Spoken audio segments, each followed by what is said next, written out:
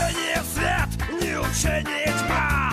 Какие цветы, это слова. Мертвые петли мы крутим, как асы. Ведь летчики асы, во мне пидорасы. Летим в 8 миль под крылом высота. Работа у нас, ух, красота. Гашетку нажали и полный вперед. Случайно гражданский подбив самолет. Первым делом мы испортим самолеты. Ну а девушек потом.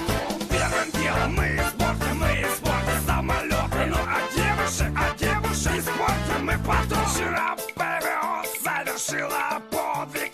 Сбила Копперфилда в небе Москвы. Копперфилд показывал, оказывается, свои фокусы нам на праздник весны. И я не получил за это медали.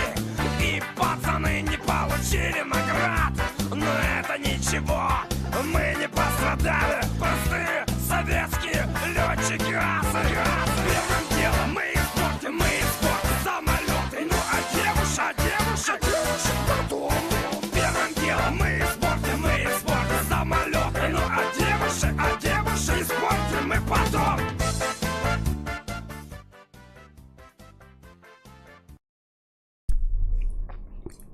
Доброе утро всем. У кого-то день уже, у меня день. В эфире ДКС. Сегодня у нас планируется 2 трансляции. И будем летать сегодня на Граче. Маленько отдохнем от суперсамолета. Вот, знаешь, каких... Так, сейчас тут настрою. Какие планы вообще на сегодня? Сейчас поиграем в компанию. Вот. Поиграем в компанию реванш. То есть эта компания появляется, когда покупаешь Грача. Ну, там 2 компании появляются. В общем, сейчас в нее поиграем немного. Посмотрим, что за компания. И получается, на вечер, по моему времени, по Москве, это будет день. Планируется вылеты на сервере у Иркута. Там что-то, какая-то боевая задача, но она будет связана, я так понял, чисто с перелетами. Ну, тоже на Граче. Вот, что хотела еще показать, что я жду, надеюсь, уже завтра оно придет. С 10 до 16, с 10 по 16 число. Так, что такое? Скорость как-то гуляет. На ютубе я имею в виду. Ладно, посмотрим, как будет.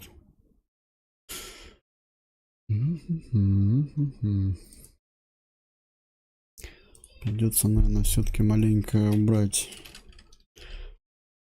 Так.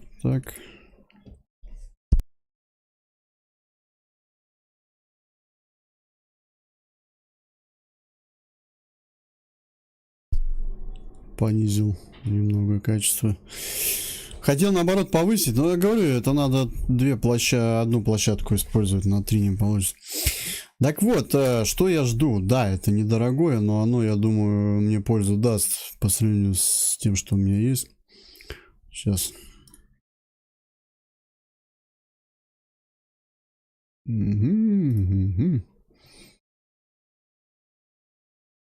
Я тут светлый. Вот такой джойстик. 8 направлений, пикули, линейное моделирование дроля, реальная функция вибрации, 12 программируемых клавиш. Вот, с кнопками понятно, надо будет к ним привыкнуть. Меня интересует вот это, ну, получается, вот эта тема, которая с тяга работает. Потом вот эти кнопки, видите, вот этот джойстик на нем. Вот я сейчас пользуюсь во время полета, когда управляю джойстиком, приближаю на кнопки, а кнопки они щелк, может одна сработать, другая не сработать, как-то так. То есть и будет плавно вот этот джойстик, он будет, я думаю, плавно работать, то есть приближение, отдаление. Единственное, надо, вот я не знаю, как оно будет настраиваться в игре.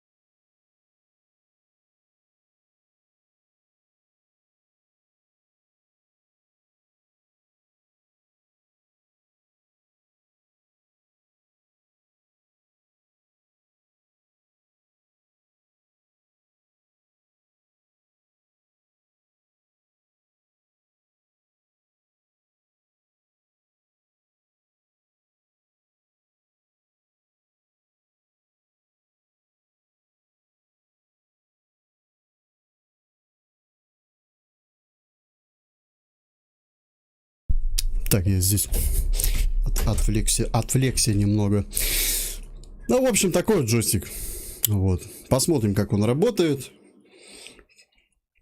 Пока мне такого пойдет. А там, если уже прям совсем погружусь в эту игру, прям, не знаю, клин на ней сойдется. Ну, это навряд ли. Просто любитель. Ладно, поехали. Я считаю, мне этого достаточно будет. Не хочу я профессиональным летчиком быть. А вот играть, да, мне нравится. Да, кстати, я создал опрос. Надо будет еще на ютубе создать для людей. Кстати, да, ВК это только для тех, кто в России, у кого YouTube не работает. Вот, есть еще вопрос, надо будет создать. Короче, ребят, вопрос решается, интересен ли кому-либо, помимо симулятора, игра GTA 5 в режиме РП. Вот. Я в такой режим не играл особо, вообще никогда. А еще в GTA-шку. Тут просто у парня стрим посмотрел. Ну и чем-то она меня цепанула. Чисто поугарать, там немного поржать. Она недорого мне обойдется, как бы. Вот, ну, можно будет побалдеть. Вот, ну, пока под вопросом. Так. Все настроил, готов к вылетам. Стрим небольшой будет, потому что надо будет еще оставить. Ну, маленько вспомню, как на Граче летать. Кстати, да, сейчас разомнемся еще на нем, я уже, забыл. Сейчас я тут зафиксирую время хотя бы до скольки. А то я могу тут и 8 часов просидеть. Это, игра такая. Еще раз напоминаю, это первый стрим, будет второй стрим по Грачу. Только уже на сервере. Вот она идет компания. Да, это тот же пилот мой, будет тоже и на нем зарабатывать статистику, получается. То есть вот 3 самолета у него. Это вот статистика на Су-25Т, которые мы летали, вот эти стримы. 55 наземных целей, 12 посадок, 1 катапультирование. 3 миссии в компании пройдены пока.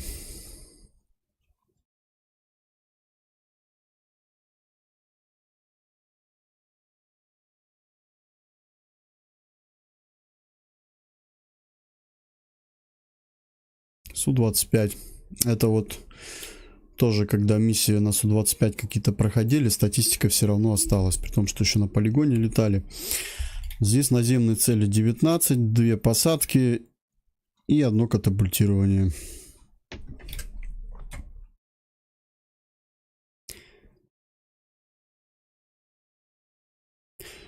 А на СМ, можно сказать, вообще еще боевых заданий особо не делали. Здесь всего 4 наземки, 4 посадки. 4-4. Угу. Ладно. Так, вот какую миссию запустить?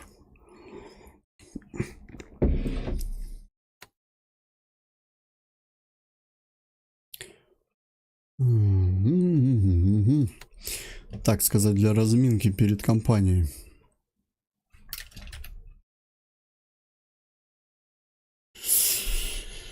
Та-ра-та-та-ту. А, вот она, по-моему. Там единственное, надо будет сейчас самолет поменять. Там и СМ-3 стоит. Не хотел на Граче летать, пока жду джойстик. Вот, потому что на нем я не ощутил управления на вот этом джойстике. Только на 25Т мне более-менее как-то проще летать. Именно на своем джойстике. А для Грача надо более плавнее джойстик, потому что там свои особенности. Особенно при наведении управляемой ракеты. Вот, так, Су-25 Грач.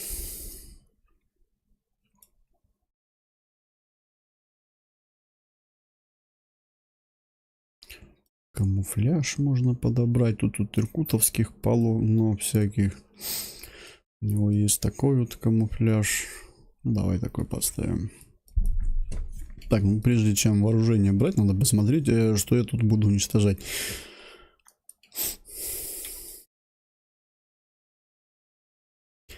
Значит, 2 управляемых ракеты, нары и бомбы-фабы. Как раз вспомню, что как здесь работает.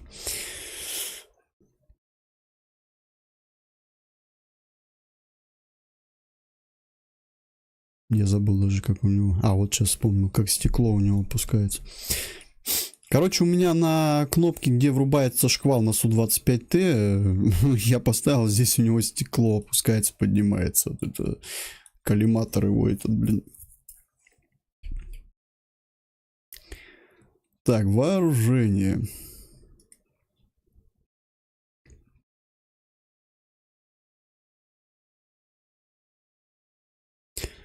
Бомбы.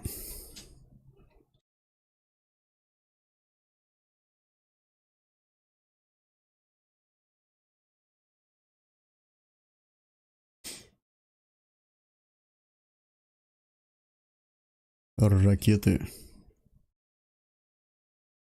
МЛ. Я вот, кстати, не вижу смысла МЛ запускать. Можно элками работать, потому что я не вижу цель на таком расстоянии. На 10 километров ее вообще еле-еле видно. Тут как бы... А здесь вот можно с 10 их запускать. Не, ну если у тебя прям вот такое зрение, ты сидишь с лупами и видишь эти точки там где-то, то это классно, конечно. Я не вижу их. Хотя у меня зрение в последнее время даже больше 1,0. Комиссию когда проходил на водителя.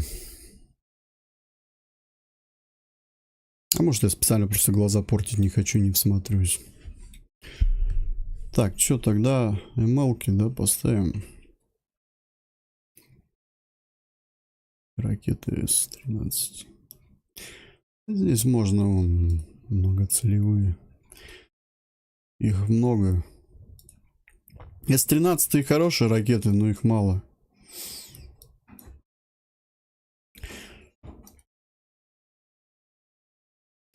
Можно вот так вот, кстати, пилоны развесить. Сейчас покажу.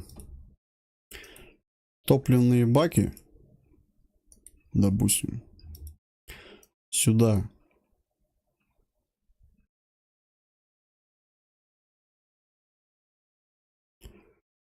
МЛки, сюда нары.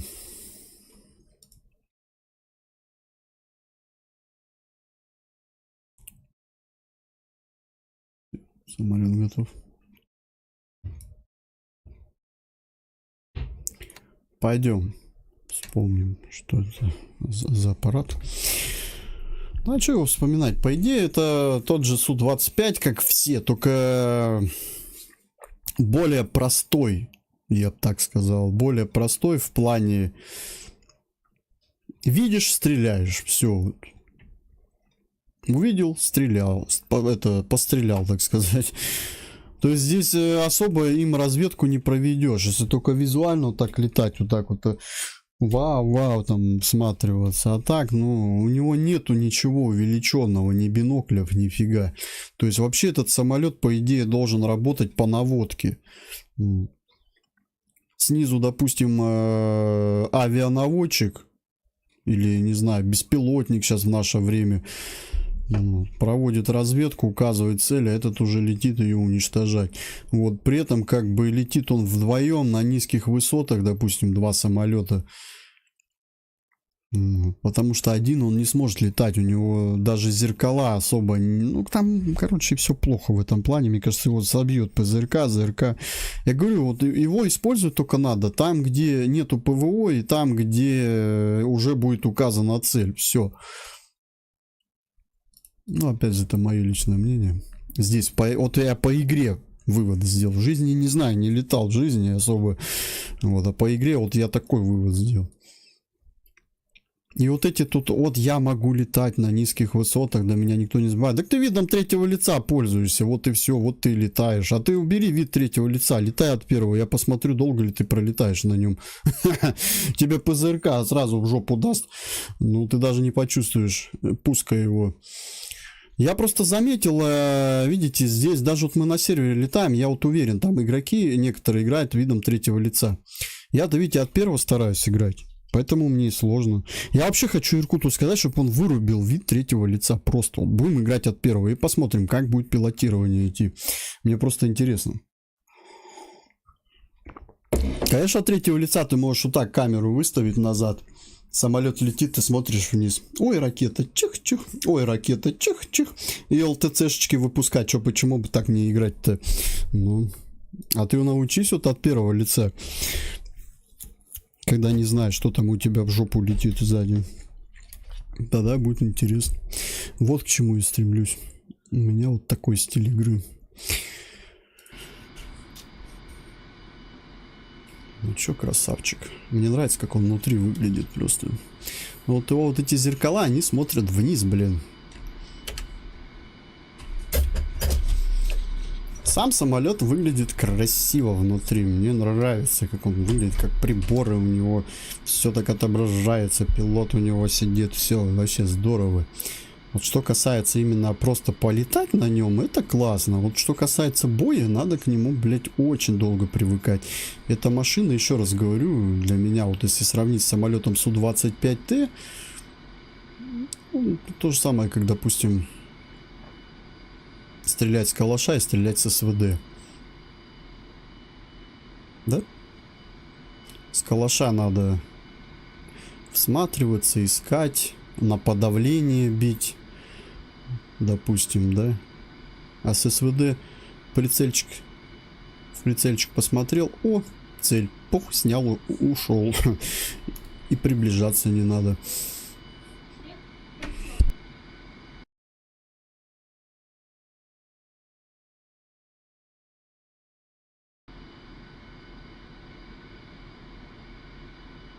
Сочи, 106, руление.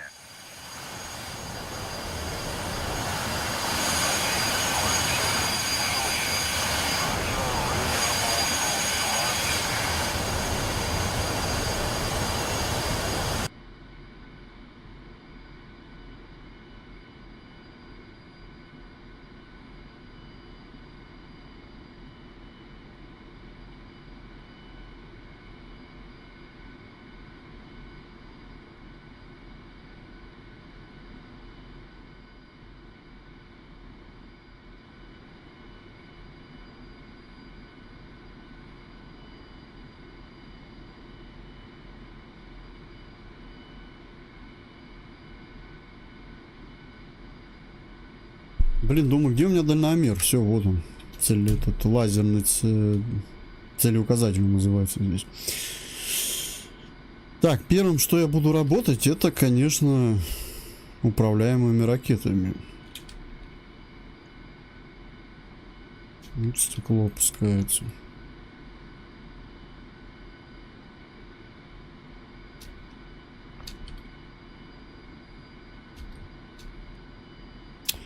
Управление я настроил, все четко. Проблема в другом. Когда я захожу на цель управляемыми ракетами, вот, я как бы вроде самолет контролирую, все, но при этом у меня начинает, потому что мне же надо приближаться, видеть цели. Вот здесь нету шквалов никаких визуально. И начинается вот это... Стабилизаторов здесь никаких нету в этом самолете, никаких автопилотов. То есть все зависит от твоего джойстика и твоей руки. Вот, ну... Как, допустим, практика показала в некоторых стримах, что Су-25Т я могу даже на таком джойстике держать и при этом целиться, то здесь, блядь, здесь надо реально джойстик хотя бы вот такой, какой я заказал сейчас, чтобы он не гулял. Вот он гуляет постоянно. Сейчас вот я его откалибровал, он более-менее, а так он начинает гулять, и самолет просто вот так вот. И попробует в таком темпе нацелься, когда у тебя вот так вот, ну, только чуть поменьше. Прицел вот так ходит ходуном. А там еще этот целеуказатель вот так работает. Короче, там называется это «Поймай мушку». Прикольно. Ну, сейчас посмотрим. Что касается все остальное, мне понравилось. И нарами работать, и бомбами. Самолет мне в этом плане понравился. Мне нравится фабы с него сбрасывать. Но еще раз говорю, если будет ЗРК снизу, все, пока. Можешь сразу катапультироваться. Я просто вот представляю себе вот этот самолет сейчас отправить даже в паре в компанию, которую я сейчас прохожу на самолете Су-25Т. Ты можешь даже не взлетать, можешь просто выйти и пешком идти.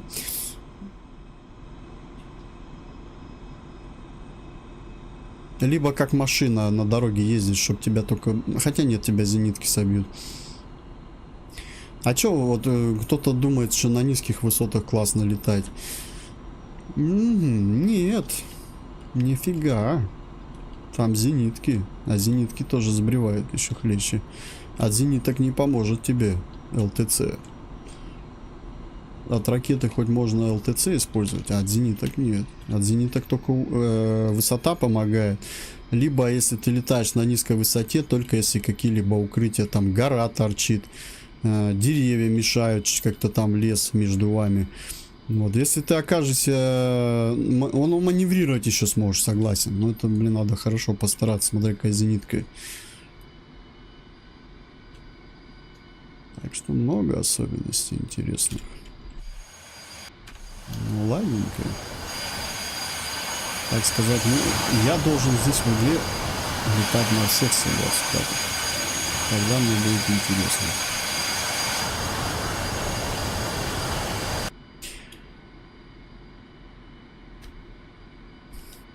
Идем, запускаемся.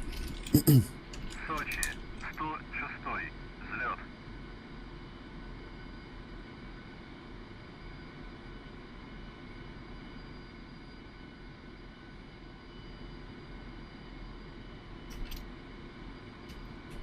Понятно. Сейчас начну разгонять. Взлет запрещаю. Вообще пофиг. Запрещатель взлетов. Че он молчит? Лучше со связью плохо. Слушай, я, по-моему, не с той полосы взлетаю. 106. Да вообще похер. Я если это взлечу. Что там скоро сколько? 106. Сочи. Взлет по готовности. Отход по схеме на 300. По давлению 757,47. 106. Сочи. Разрешаю руление на полосу 2-4. Я тебе тоже разрешаю. Так, а что у нас с камерами? Что не говорят, зачем?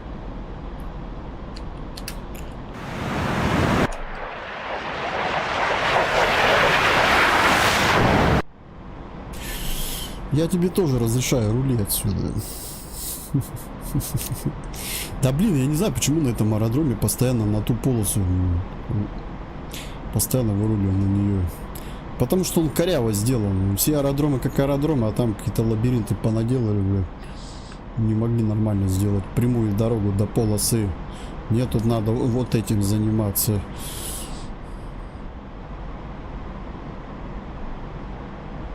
Чисто так вот сейчас покажу. Вот что это? Вот это что это, блядь? Нельзя было просто как-то вот так вот сделать прямую и все, и чтобы видно было эту дорогу. Просто ты сюда начинаешь выруливать и путаешь, ты думаешь, все, это полоса для взлета. А в итоге, оказывается, тут надо еще левее взять, перескочить эту полосу и вырулить сюда. И вот ты постоянно путаешься из-за этого. Чушь какую-то сделали, не знаю. Все аэродромы как аэродромы, один этот избранный. Ну давай посмотрим эту. Вот, пожалуйста. Там единственной полосы-то нету. Ну, здесь, я так понимаю, две полосы. Вот эта полоса же тоже для чего-то. Для взлета чего-то тоже, наверное. Так что нормально. Ну, Су-25Т там тяжело поднять воздух. Грача можно. Грач он быстро разгоняется. Маневренно.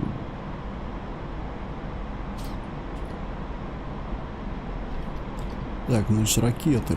Вот тоже для ракет надо вот установить уровень стекла. Сколько вот надо?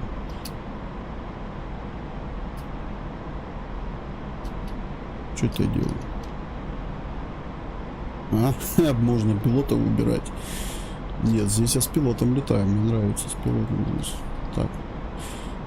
Если на максимум низко, то это будет уже для бомб, наверное, да? Где-то надо золотую середину найти. Есть вот такая кнопка, мне ребята подсказали. Можно такую кнопку использовать для наведения. Но опять же, самолет, еще раз говорю, джойстиком очень сложно держать моим. Даже при таком прицеливании у меня будет гулять все. Видите, он вот так вот опять работает.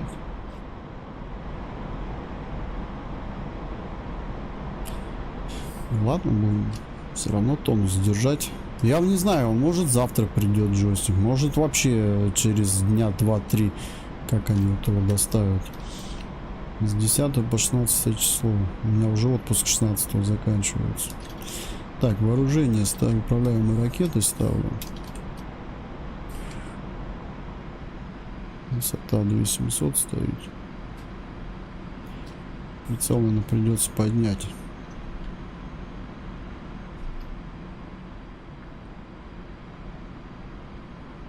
Ориентир 3 речки.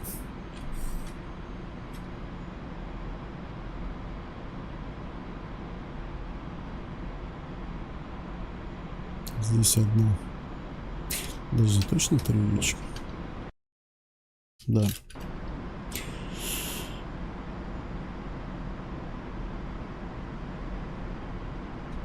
Чуть повыше. 3 речки. Вон туда надо целиться. Вот видите, прицел уходит. Выше, значит, делаем. А когда на цель будешь заходить, а оно наоборот будет вниз уходить. Классно. Но это у меня, я не говорю, что это у грача так. Здесь, во-первых, трекер надо еще хорошо как-то настроить под этот самолет. Так, ну вижу цель, видать, зоркость уже набил. Мы сейчас захват не произведем, потому что далеко и дальномер. Ой, целеуказатель выключили. Видите? Так, подожди. Что, включить его? Хоп. Все включен. Делаю захват сейчас. Опять же, надо захват ближе к цели прям делать. Не получится сделать так, как ты хочешь. Все, вот я маленько захватил. Вывожу. И вот тут надо одновременно с самолетом. Вот видите, начинаются танцы. Во-во-во. У меня сразу самолет теряет управление. Чуть-чуть навел.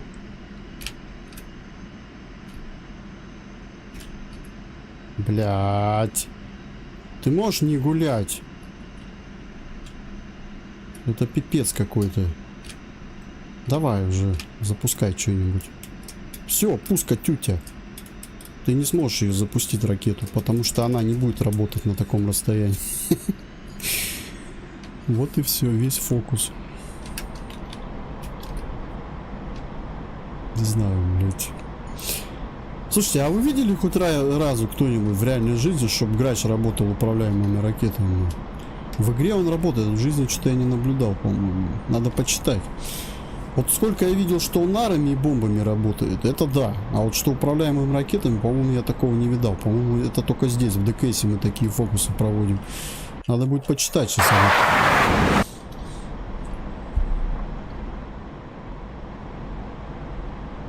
Хоть он и готов, так сказать, работать ими, но это звездец. Управлять так вот им, конечно. Пока будешь управлять, тебя реально зушка собьет какая-нибудь. Я уже не говорю о ПЗРК или ЗРК.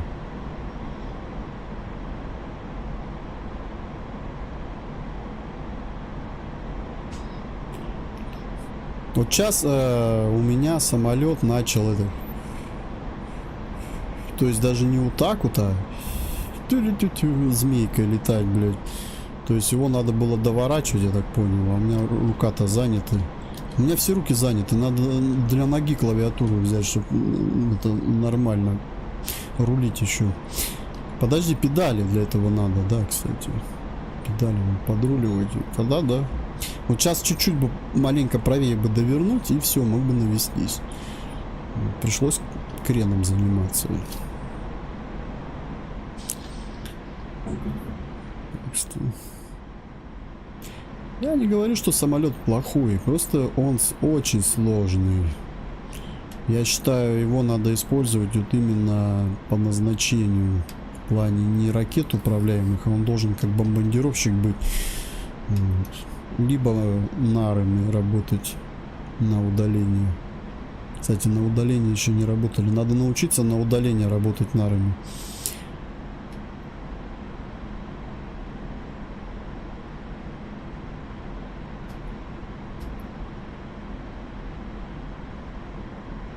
А на удалении вот как раз там дальномер и не нужен будет целеуказатель, потому что он тебе не даст разрешения стрелять. Там уже работаешь на глаз. То есть надо приноровиться вот именно к пуску наров на глаз. Сколько примерно надо брать расстояние. Обычно как это идет, я так думаю. Район какой-то указывается, да, ты по курсу летишь, примерно визуально видишь уже этот район и сам уже на глаз работаешь, наверное, так, а как. Ну, либо, я не знаю, если целеуказатель подсвечивает снизу, лазерный целеуказатель от авианаводчика, возможно ли его на расстоянии увидеть и уже просто отработать, не приближаясь к этой позиции? Тоже это вопрос.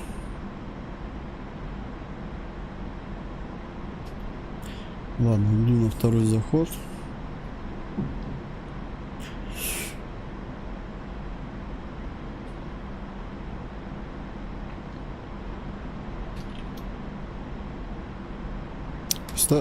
Если в компании Реванш сейчас будет работа управляемыми ракетами, и это будет в зоне ПВО, это будет звездец. Вот так вот, как я сейчас здесь летаю на расслабончике и пытаюсь навестись, то там так не прокатит. Я поэтому и хочу хотя бы маленько попробовать понять, как мне удержать этот самолет в моем управлении. Именно в моем управлении.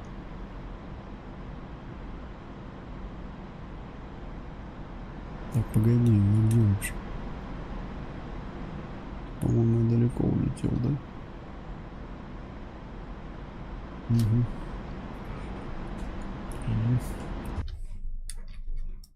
Да нет. Я сюда улетел далеко. Сейчас приблизимся. Трекер, кстати, тоже здесь коряво работает в этом самолете. Сразу говорю. Его надо настраивать.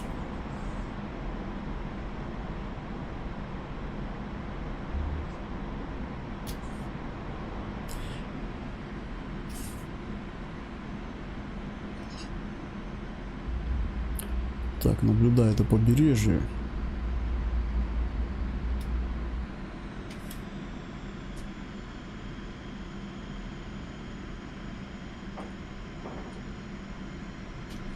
Подожди, оно ли это? Нет, это не оно. Я эти цели же передвинул. Следующее побережье. Раньше были цели здесь. Потом я их убрал подальше.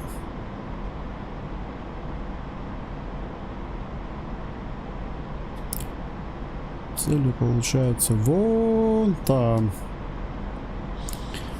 Вон там, а видно? Вон там.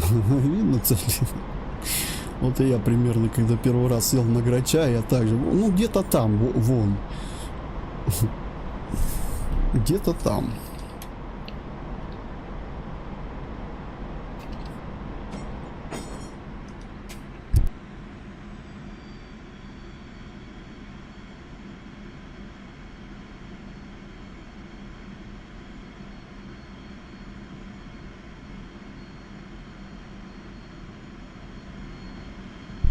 Захват есть, да, допустим. Сейчас маленько опустим прицел, чтобы ввести захват этот. И все, и вот тут надо самолетом контроль вести. А вот это самое сложное, блядь. Тут и говорит джойстик, все зависит от твоего джойстика. Ну и вот от этой темы. Ну вот еще вот такой вариант есть, но видите, ни хрена не видать.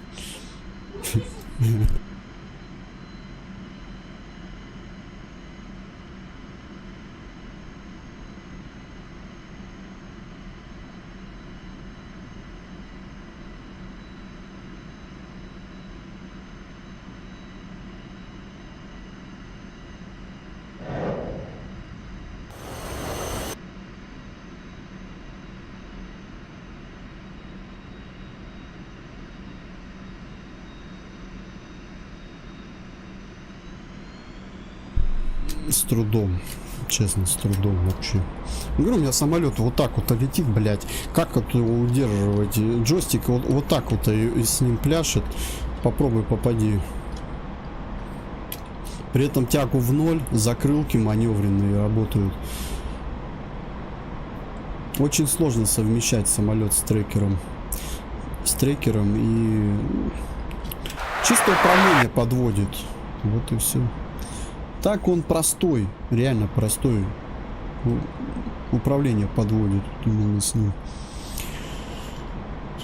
Поэтому я выбираю для своего управления самолеты, где есть стабилизатор и хотя бы что-то типа шквала. Тогда мне проще работать.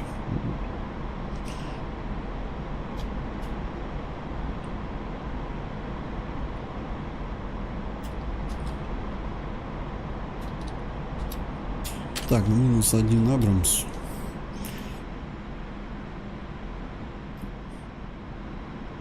Слушай, ну я сейчас лучше цели стал видеть. Скорее всего, это из-за того, что я графику сделал DLC, резкость прям на максимум. Да, она жрет пипец. Мне-то похер.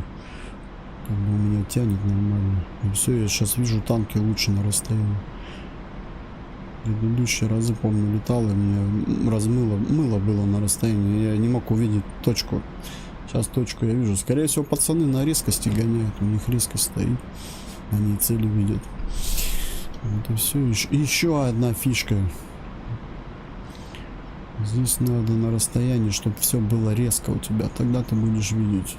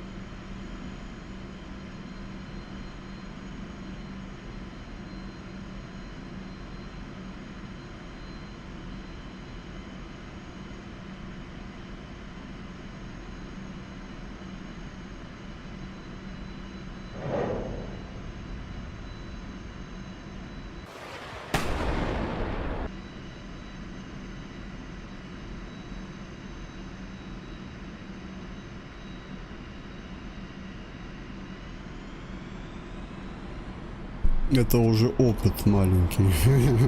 Но это не классно, еще раз говорю. Это уже просто глазами убил.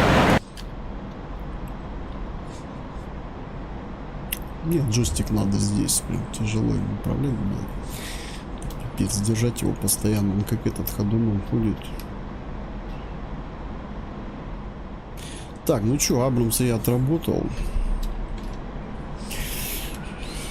Сейчас идем с вами по пехоте работать, потом пойдем работать по целям фабулы.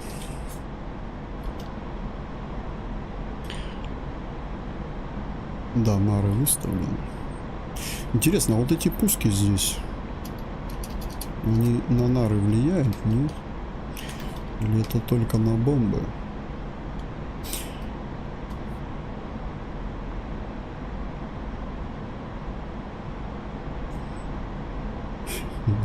Интересно, тут на блокноте можно что-нибудь поменять, свою инфу какую-нибудь сделать, чтобы не отвлекаться на карту? А то приходится делать вот так. Оп.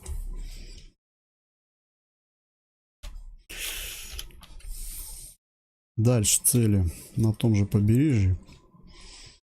Расположены у нас несколько типов зданий. Вот, возле дороги. Слева. Ну ладно, давай будем вот так ориентироваться. Перекресток. Возле речки. Слева от моста. Вот. За перекрестком Есть слева здание. Два здания. В общем, по этому зданию надо сейчас отработать. На удаление попробовать.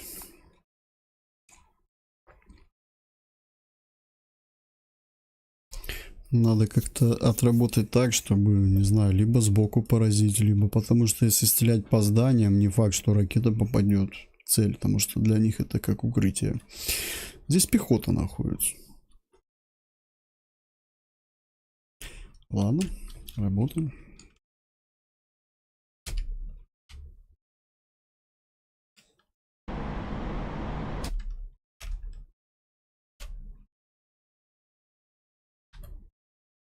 Тоже вот триггер настраивать надо, да? Постоянно здесь. Че вот он у меня, смотри, уходит голова и все.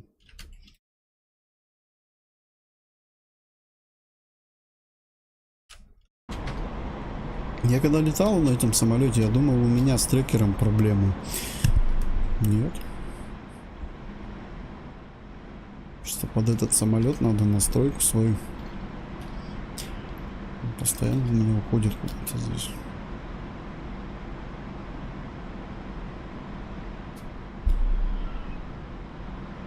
Давай зайдем с этого направления, блять, с направления аэродрома. Если мы так сделаем. Оп. Что, так лучше летать?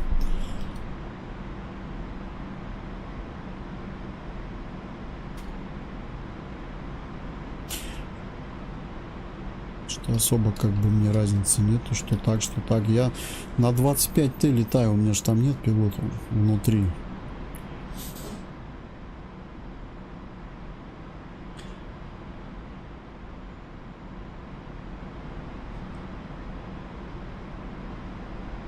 Так, чтобы работать на армии, опять же, смотря на каком расстоянии, наверное, будешь работать, надо вот с этим маленько поиграться. Если это близко, придется работать, я так понимаю, стекло ниже опускать.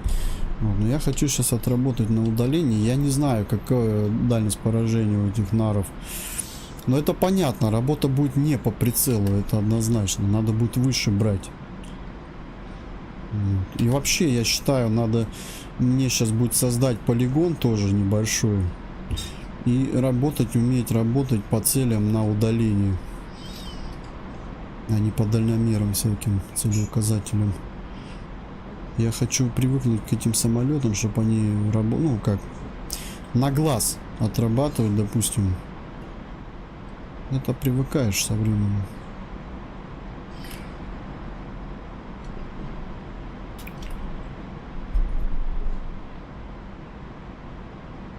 Где прицел-то, блин? Где-то. Найди меня называется. Он вверху, наверное.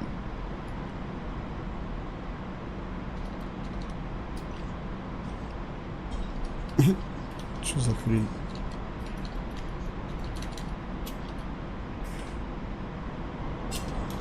Точно все нормально.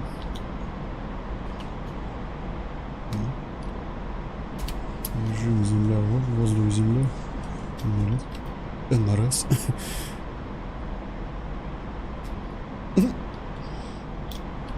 Что за фишка? Не, серьезно, где прицел-то?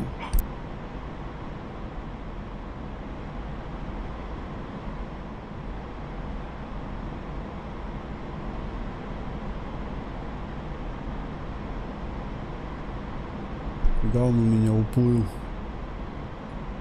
Офигеть. Короче, он внизу, я понял. В самом.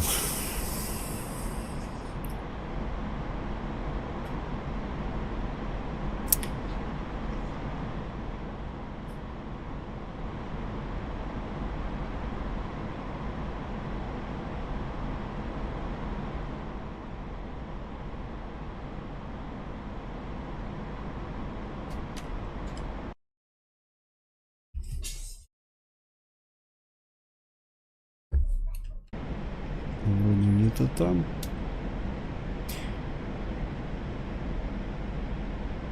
Подожди, нет, это не те цели. Эти цели позже я буду атаковать.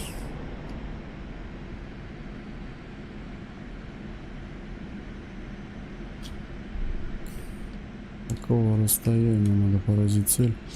Так, вижу район, вижу эти здания.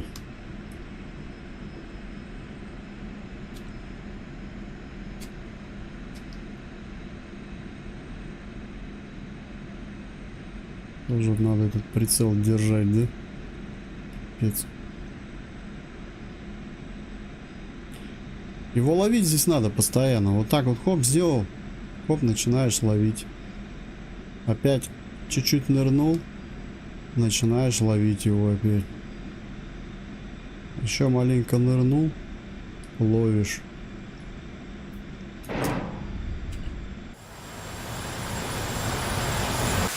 Куда ракеты пошли? Мне бы самому не разбиться. На дорогу. Ну, пожалуйста, работа на удаление. Цель поражена.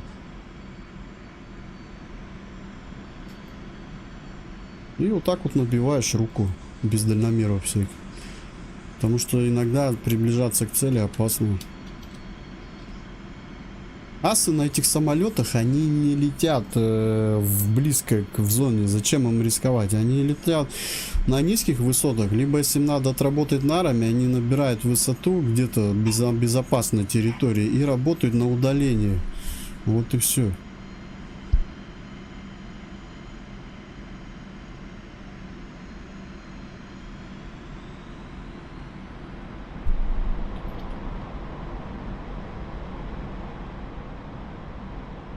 Привет, что за трекер у меня? У меня программа OpenTrack, а камера фиксирует голову. Так, все, здание сделал. При этом у меня еще остались даже нары на запас, если там вдруг что-нибудь не по... А, подожди. А, ну да, все. Здесь всю пехоту поразил.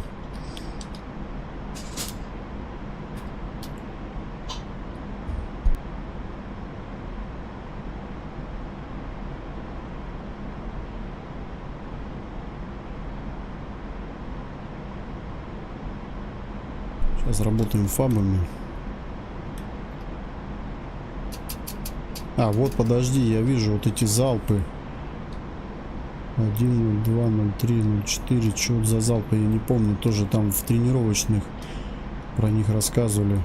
Что они дают. А, это ЛТЦ, наверное, сколько выпускается, да? Блин, где нары-то регулируется? По сколько штук выпускать?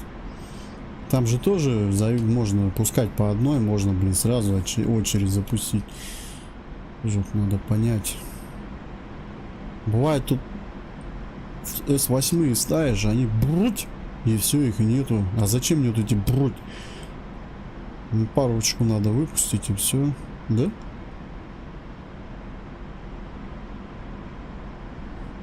Так, задача, значит, обнаружить сейчас район, где враг. Я на глаз помню. Получается, враг где-то у нас, вот я сейчас прицелом покажу. Вот там. Там вот. На дороге. Вот там.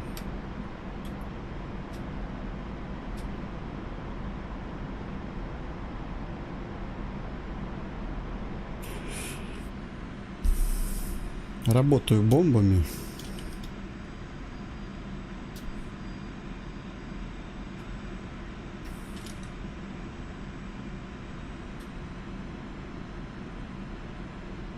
Здесь проще бомбами работать, сразу говорю. Вот примерно цели там. Сейчас сделаю захват. Главное попасть прицелом хотя бы ближе. Тоже от джойстика зависит. Все, вот, захватил. И теперь работаю, чтобы у меня вот этот треугольничек был к первой резке. Прям тютя в тютю. Чтобы отклонений не было. И все, и вот так вот надо джойстиком контролировать равновесие самолета. Тоже зависит все от джойстика. Как плавность настроена, как все. Все, вот видите, у меня отклонение будет всегда, потому что у меня джойстик, блядь, говно. Старый.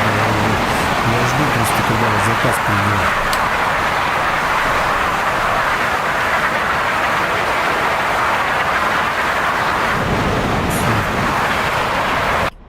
Если бы еще бы джойстик, и говорю бы, меня не подставляло, уже бы, блядь, задание сделал.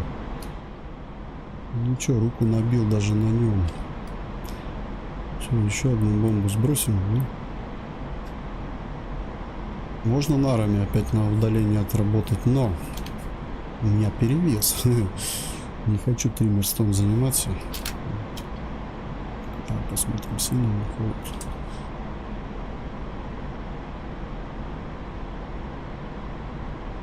Еще вверх идет. Кстати, вверх идет, потому что скорость большая. А скорость надо убавить.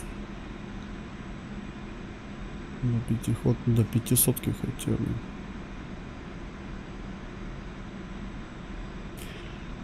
Здесь уже заниматься вот этим. Оп. Перевес на правое крыло идет. Значит, можно подровнять чуть левее.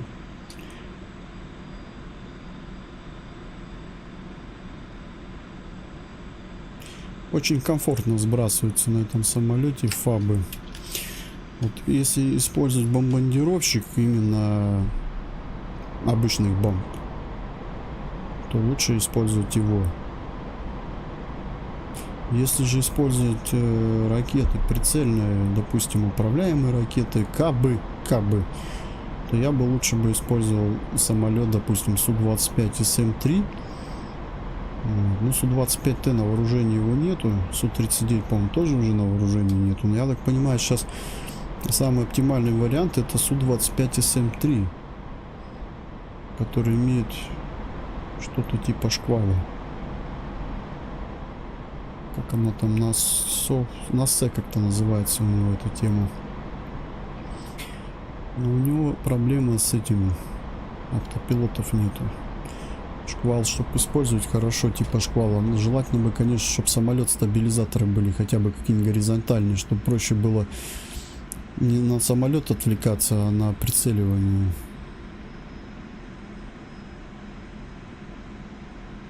Так, выхожу на цель опять.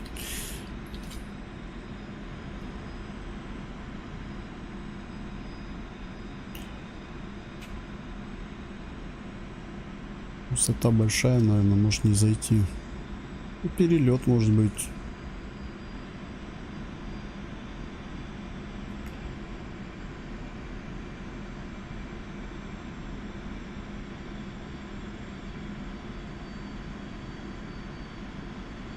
Нет, отставить. Оп.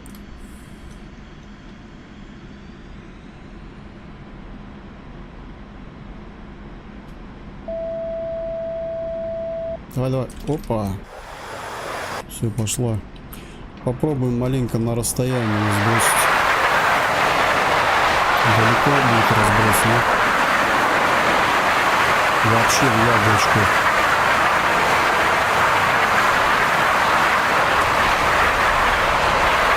Все, цели поражены, все.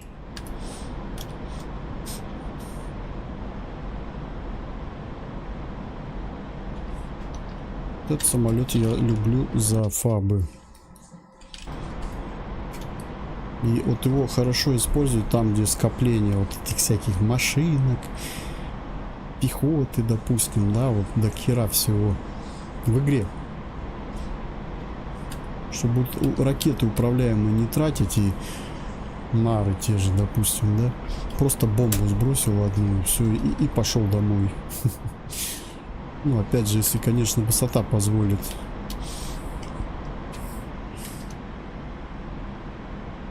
Так, стоят нары.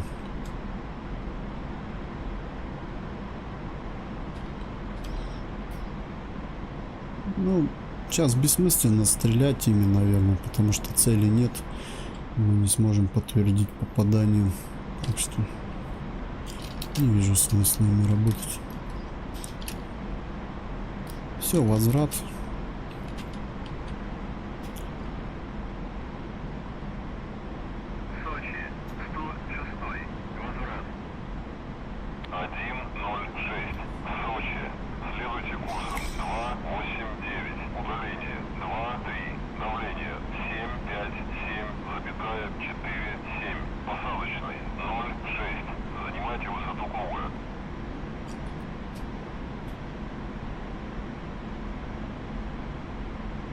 Ну, вот выставился на прибор, вроде как возврат.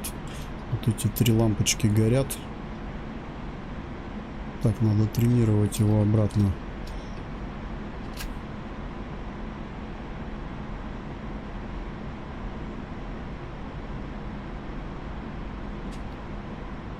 Ой, не ту кнопку.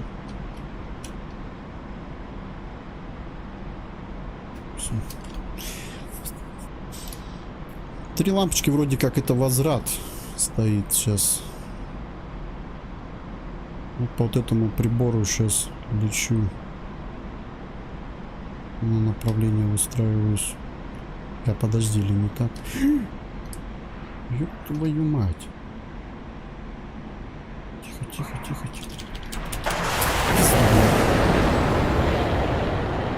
Вот чего я боялся, это всегда потеряться в этом море, блин. Я заблудился, все. Сука, уже... Кстати, это за все полеты мои 3-й раз такая херня. Я не знаю, почему так получается. Вот что значит, когда у тебя нет автопилота, ты начинаешь отвлекаться на все и падаешь, все. Такой бред тут вообще, мне вот это бесит над морем летать. Все, я приборы хотел показать, а в итоге отвлекся. Надо было по прибору сориентироваться. Ну что, катапультирование в копилку. Я больше не буду в этом самолете над морем что-либо смотреть. Все.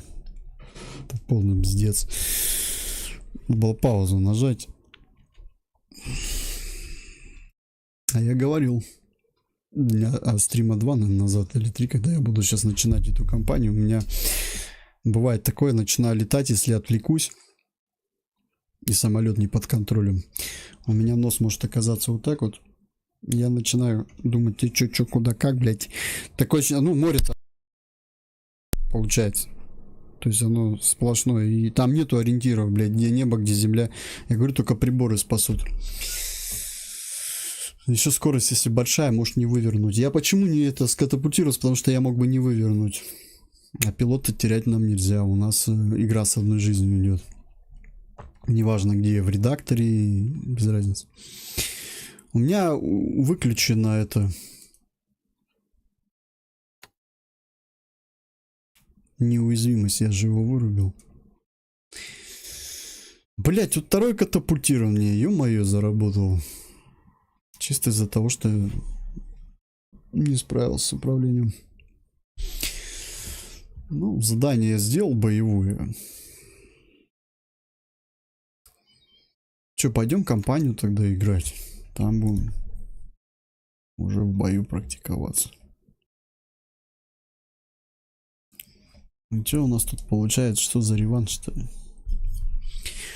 Нарушив ранее принятые договоренности, тактическая авиация противника подразделений ФА-18 с передами ВВС НАТО ВВС Грузии в оперативное подчинение.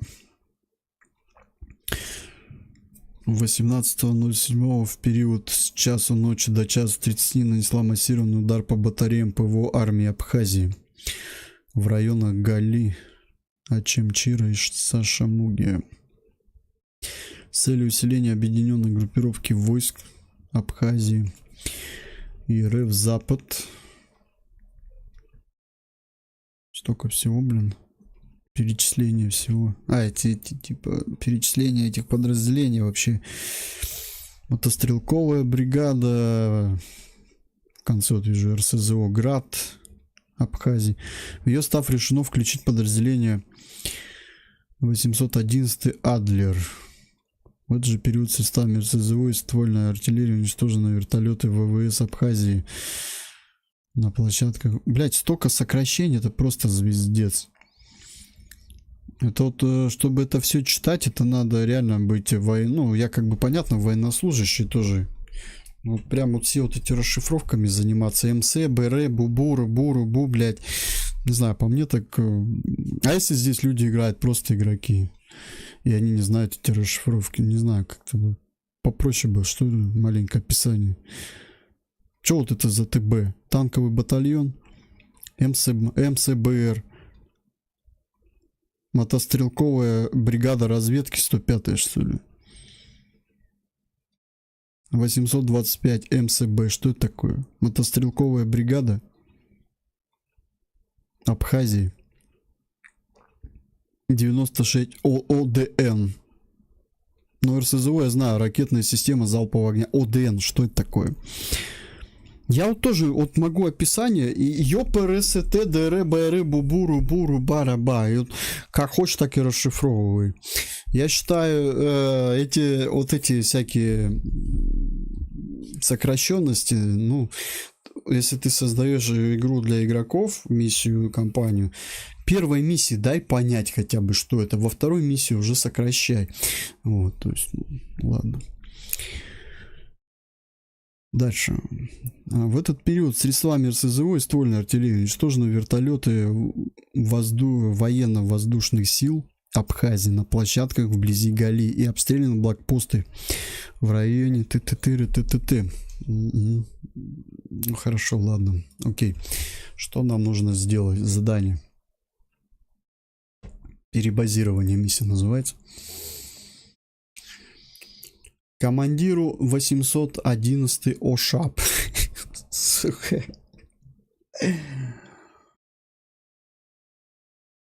Блять, ну это пипец. Ну как я должен это расшифровывать? Твои ОШАП.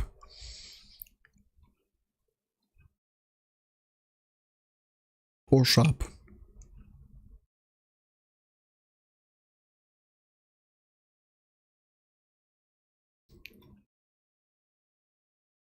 ОШАП может быть отдельная какая-то что это может быть? Штурмовая? Блять, хер пойми, угадывай, короче, сам. Приказ на перебазирование КП Сухуми 03:15. Это время. 3 часа утра раннего, пускай будет так. 18 июля. По данным разведки отмечена концентрация войск Грузии. Короче, не буду я читать вот эти МБР, я просто буду в общем заменять словами так, чтобы вам было понятно просто, что это.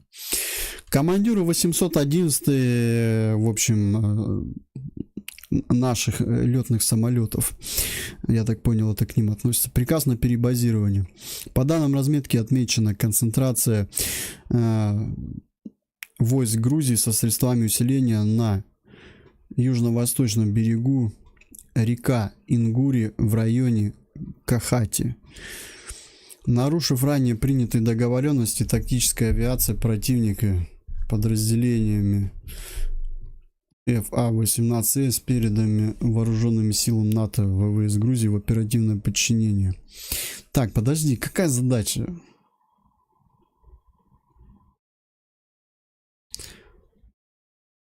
О, давай задачи почитаем лучше. Так, задача подразделения Су-25. Ваш позывной 803.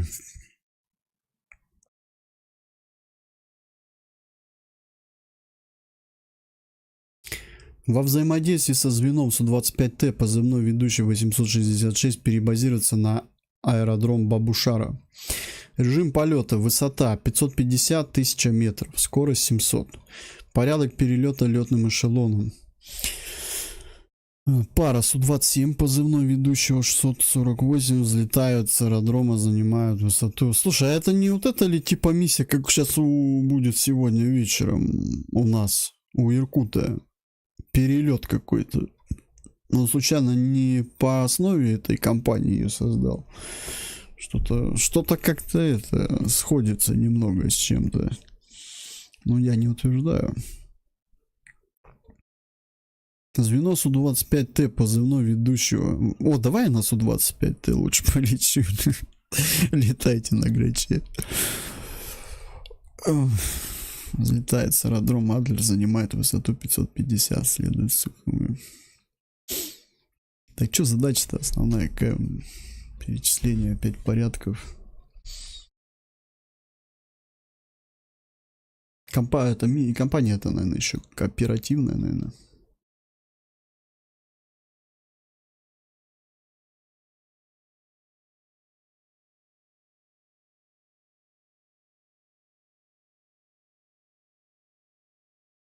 Короче, моя задача перебазироваться на аэродром Бабушара. Все.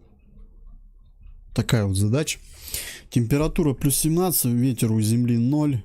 Вообще ветра нету. Как такое возможно?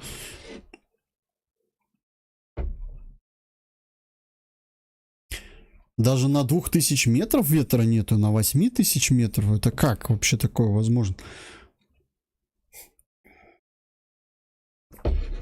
Вот опять же, да? Как не может быть вообще ветра?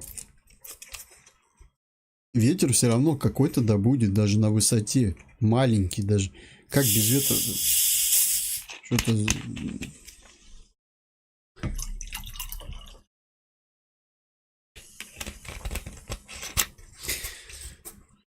Ладно, мое дело простое, давайте играть.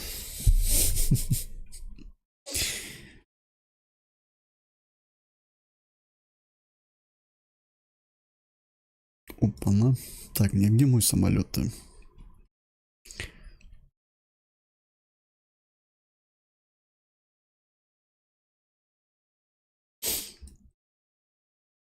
Смотри, а врага нету, либо он спрятан. Да, вот нам сюда надо в Бабушару попасть. А вылетать мы будем, я так понимаю, с этого Сочи Адлер. Да?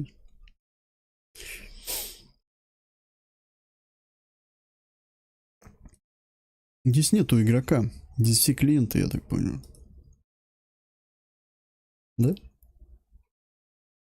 Какой он мне говорит позывной? 803. Давай найдем 803. Вот он ее. А, ну да, вот игрок есть. Так, давай тогда перевооружим его.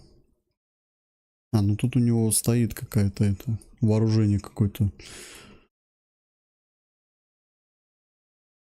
Ну ладно, все, выполняем задание тогда.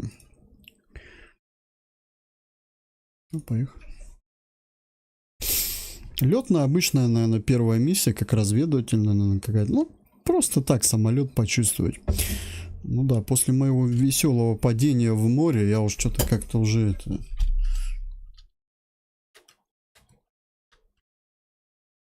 Че он, блядь, дергается? Трекер видишь здесь. Кто дерганутый здесь.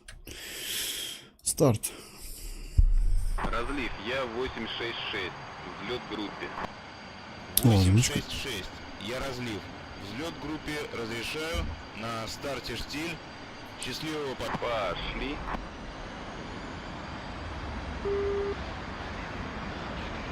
Надо запустить сначала.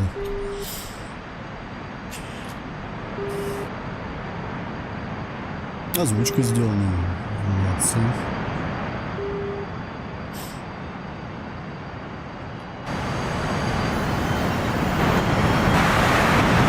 По 125 ты полетели.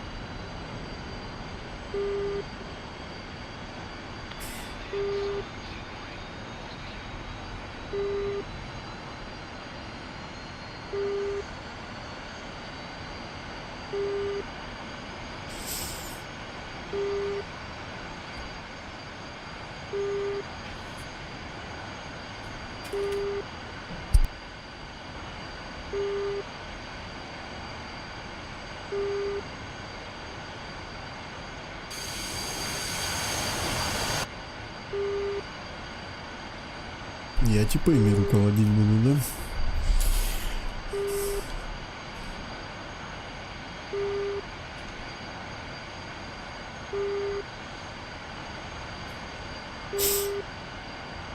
Звено, что здесь?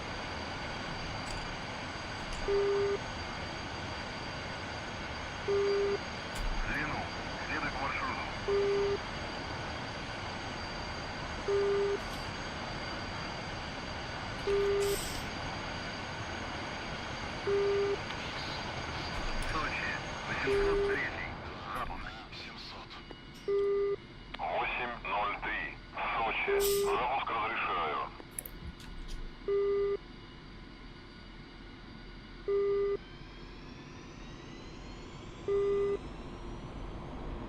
Подожди. Куда выруливать-то мы где? А, ну все, сейчас просто влево, и мы на полосе.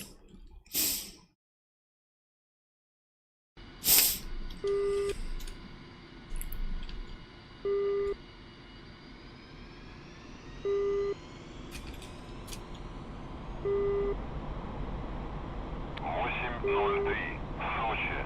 Разрешаю выйти на полосу 2-4.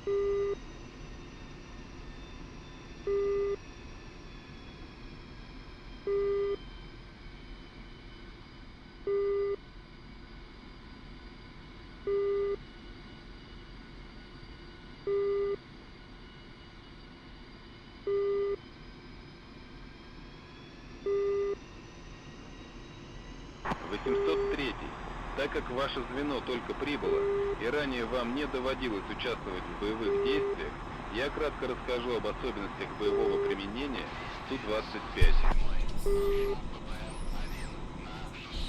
Для ударов по наземным целям НЦ на Су-25 в основном используются авиационные бомбы АБ и неуправляемые авиационные ракеты НАС. Для атаки воздушных целей противника предусмотрена возможность подвески боевых управляемых ракет.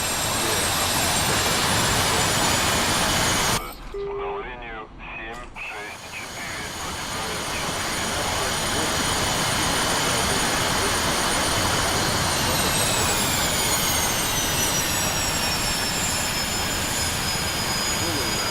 С-24Б и С-25ОФМ предназначены для поражения инженерных сооружений. Они не хотят взлетать звеном. Будут взлетать по полосе, по центру, да? Ну ладно, не хотят. 200 килограмм. И при низком выводе из атаки есть угроза попасть в зону разлета осколков собственных ракет.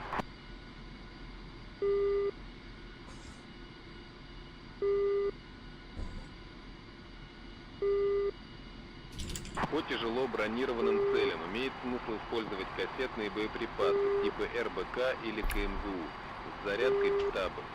КМГУ лучше использовать... Я так понимаю, это курс подготовки на самолете Су-25. Я думаю, здесь мы уже будем боевые задачи выполнять. Чем РБК, поэтому можно более точно накрывать цель. РБК, в свою очередь, необходимо сбрасывать с высоты не менее 200-300 метров в горизонтальном полете и более 600 метров при пикировании, иначе площадь поражения будет очень незначительной.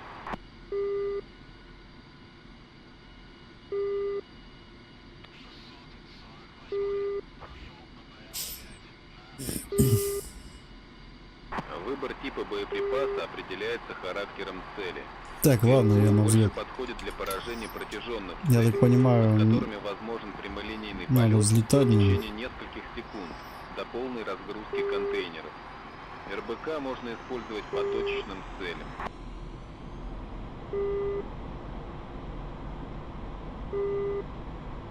Надо выровняться.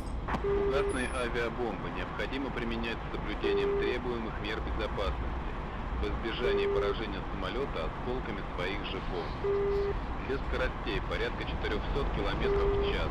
Безопасная высота составляет около 650 метров. Для скоростей порядка 500 км в час. 550 метров. Для скоростей порядка 700 км в час. 400 450 метров.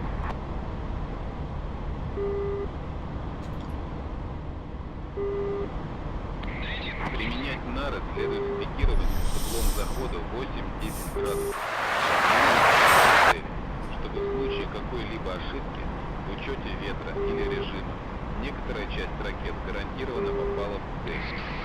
Эффективная дальность стрельбы от 500 до 2000 метров. Так, При этом разворот над необходимо аэродромом, мы учитывать идем на курс. возможности сил ПВО, находящихся в районе цели.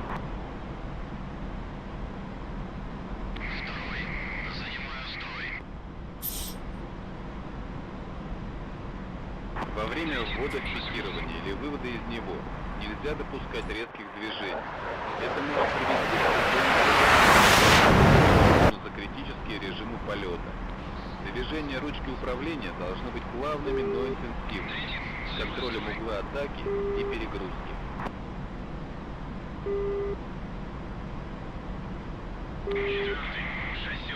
При выборе направления захода на цель необходимо учитывать Вышли на информацию курс. о разведанных средствах ПВО противника, Расстояние рельеф до местности ППМ и направление ветра.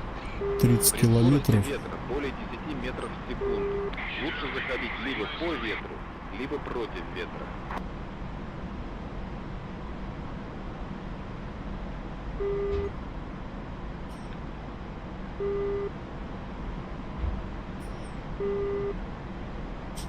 Рельеф местности играет важную роль при выборе направления захода.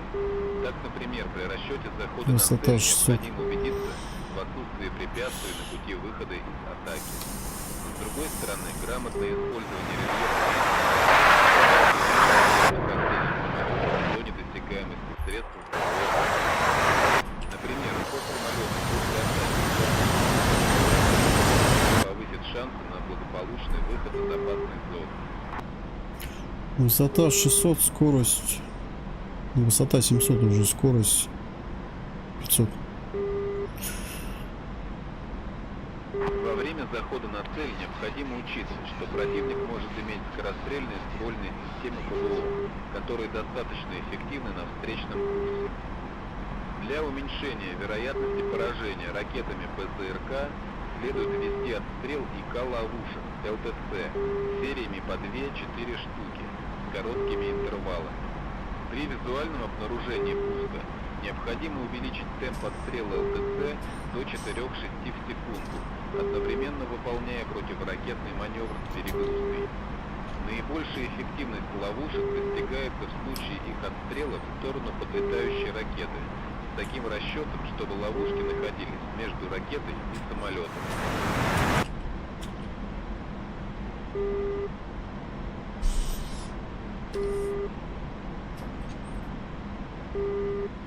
Таким образом, для успешного выполнения боевой задачи необходимо четко представлять модель полета, захода на цель и выхода из района цели.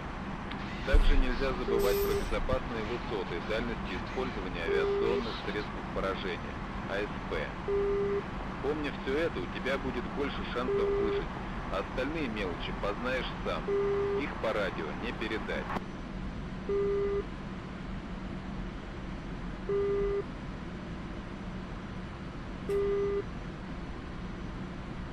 Кстати, рекомендую выспаться. По плану получение допуска на ночную работу. Ну, в общем, сам все узнаешь. 7 километров.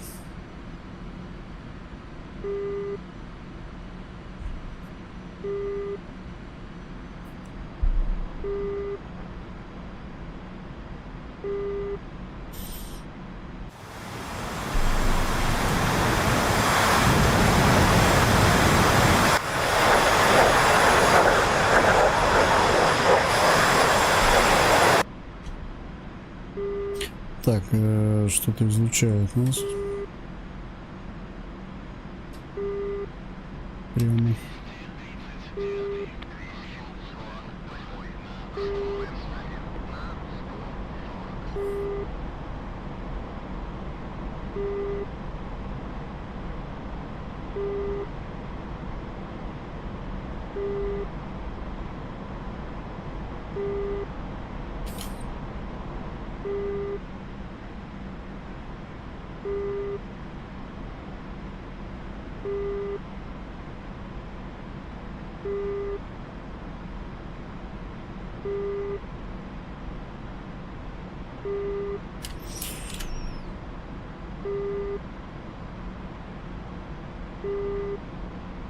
Так, следующий ППМ.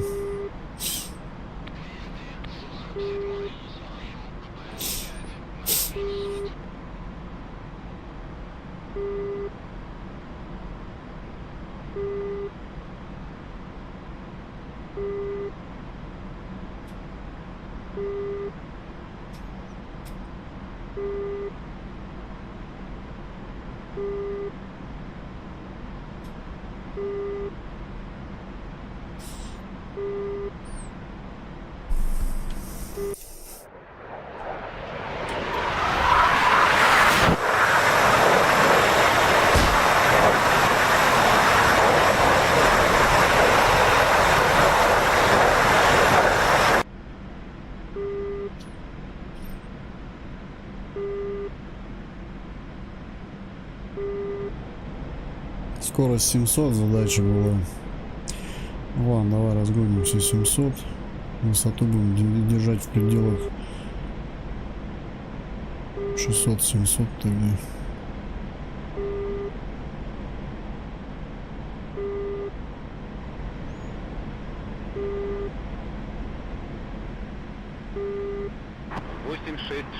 на третьем группой.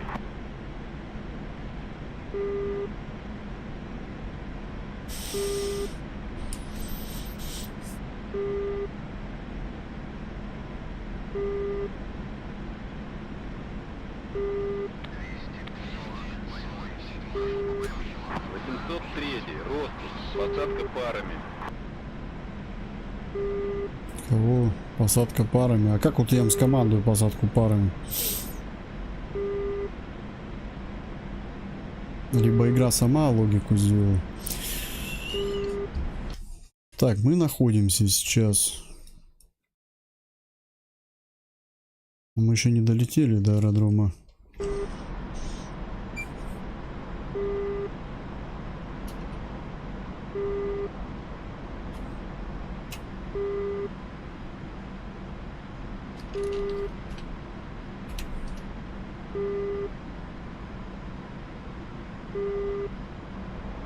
Высота душа.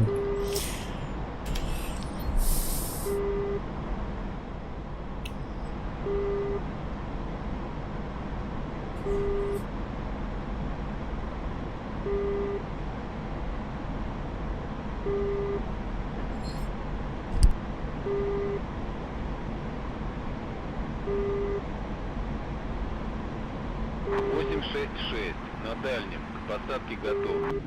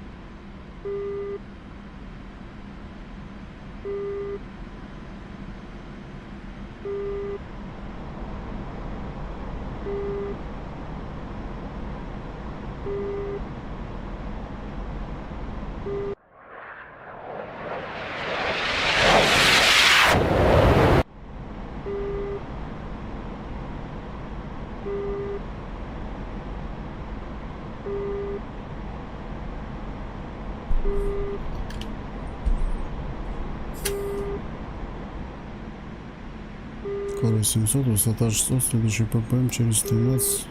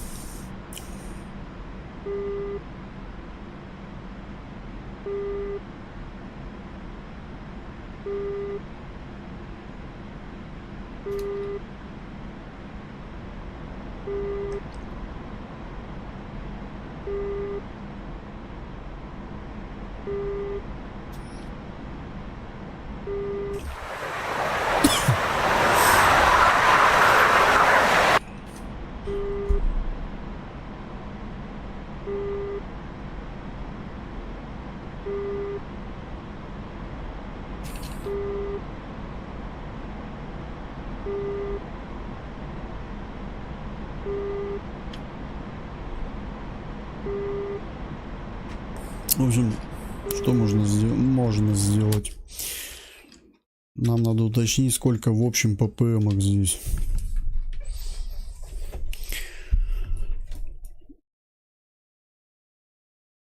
Вот он, наш рядок. Посадка у нас сейчас будет на аэродроме Бабушара. Вот здесь. Нажимаем сюда, смотрим. Значит, выходим на ППМ-5. Видите, как я иду маленько с отклонением от ППМов. Вот здесь надо следовать еще дополнительным приборам, чтобы четко оказаться. То есть здесь нет вот этого кругляшка, как там Су-25Т Нелса. То есть здесь надо вот именно еще там дополнительные приборы тоже постоянно смотреть, чтобы лететь прям, по-моему, на иголочку надо корректироваться. То есть получается, курс это направление, а вот эта иголочка это и есть наш ППМ, наверное. Как-то так. Вот. 5-й ППМ. Сейчас идем на 5-й, потом у нас посадка на 6-м. Сейчас заходят тэшки туда. Я вижу, давай. За ними мы пойдем.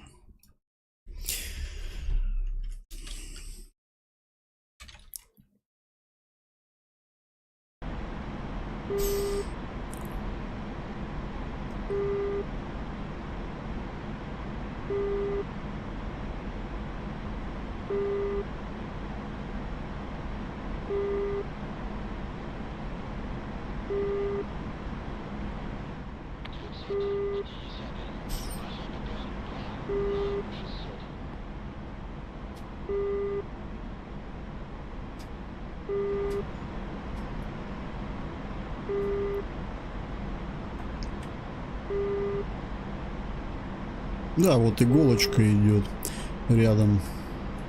Вот она иголочка. Вот это и есть ППМ основной. То есть на курсе я правильно вышел, осталось теперь на ППМ попасть сюда. Вот эта иголочка это и есть ППМ. Иркут все там не рассказывал, объяснял, просто это надо закреплять все самому, реально летать и закреплять. Здесь это важно на этом самолете.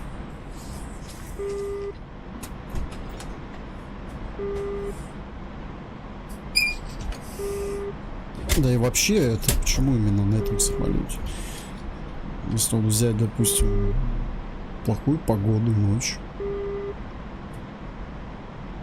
Ну, опять же, ЛС подскажет, да?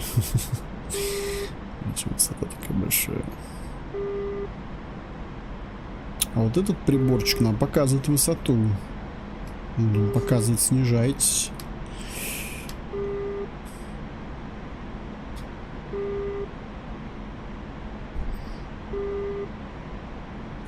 Все, вот высоту снизил. Сейчас с этой стрелкой мы сравняемся. И все будет нормально.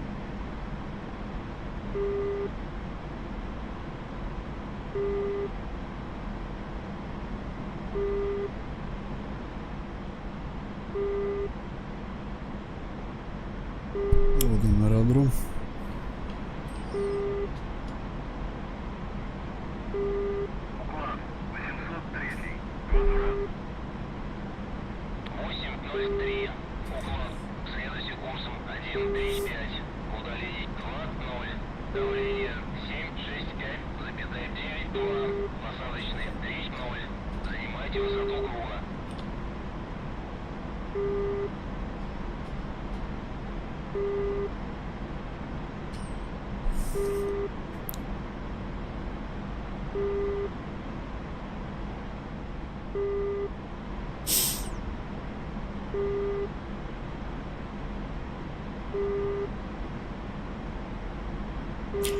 Выставился вроде как на возврат.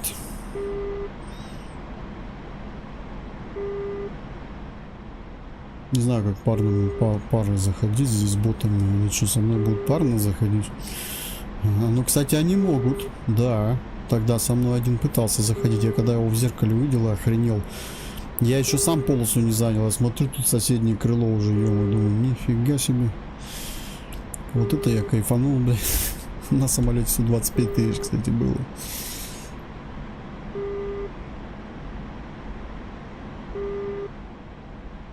Так, еще выставляемся на аэродром. Снова будет разворачиваться.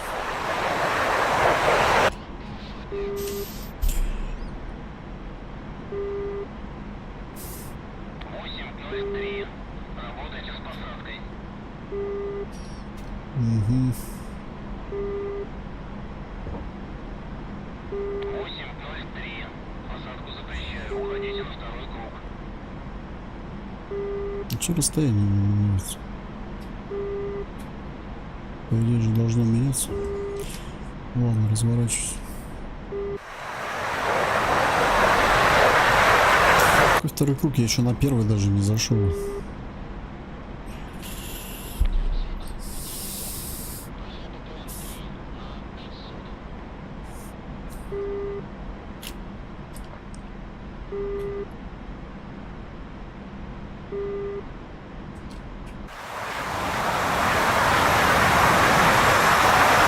Что километраж встал и стоит.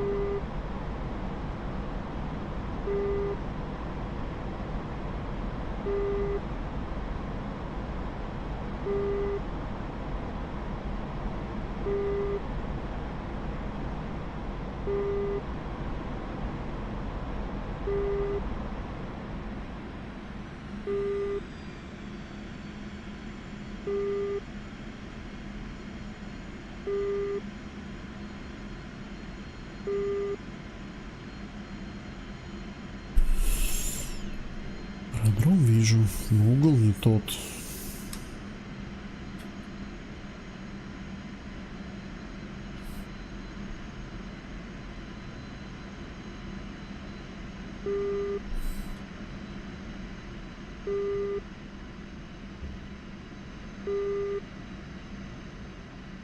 Тут самолет какой-то садится.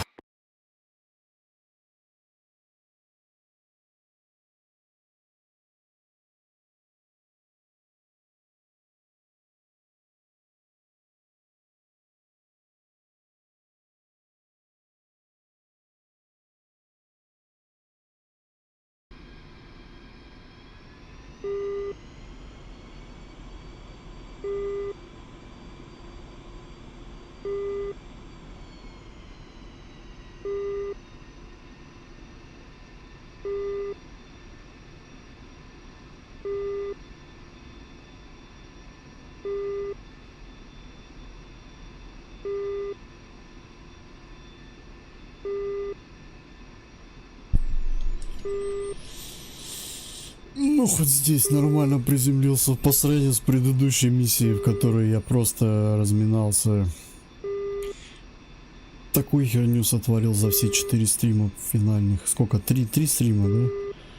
Давно я так глупо не падал самолет, не ронял, блять. Плохая зарядка утренняя была.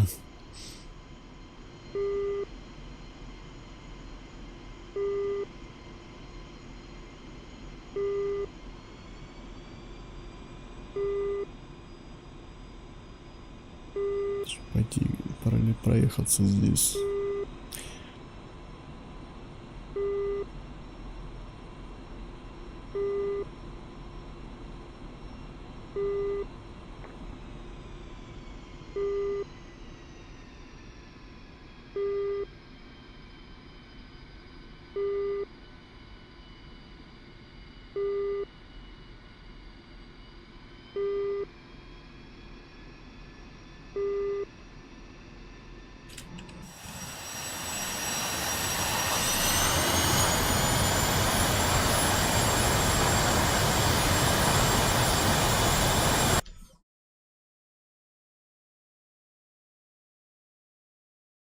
Что это за дорожка?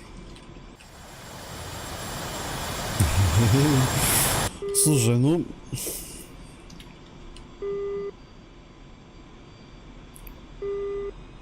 Помимо как летать, надо еще и ездить уметь в разных местах. Потому что приземляться же будешь еще аварийные посадки делать. Вот. Поэтому будем привыкать к габаритам еще.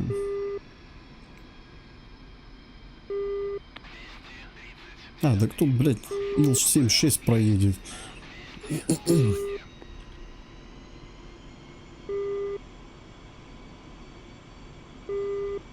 Чувак, давай самолетами махнемся, а? Забирай грача, я вот на тот сяду.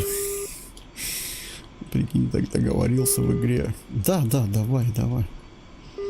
Пересаживаемся.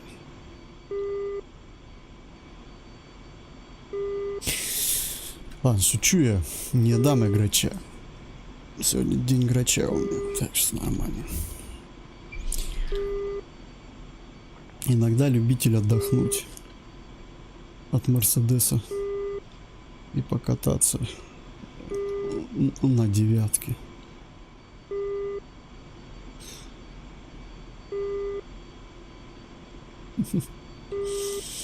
Зато на легендарной девятке.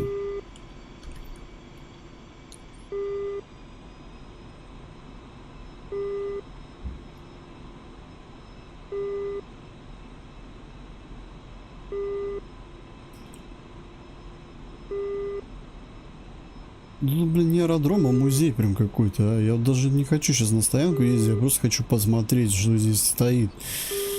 Блин, классно, молодцы. Я просто понимаю, какой-то кропотливый труд. Я вот тоже сейчас в редакторе сижу, блин, пытаюсь что-то сделать. Молодцы, вот ребята вообще, блин. Ну, тот, кто создавал вот эту компанию. Это мой кружок. Давай на тот стану.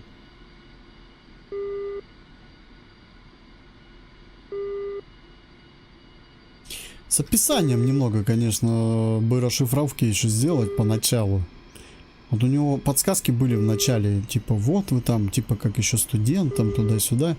И объяснение там РЦ, как-то ЦР или как он обозначил. И он сразу его описал, что это. Вот. А в описании компании нет вот этого. То есть там все вот эти сокращенности, ну не описано нифига.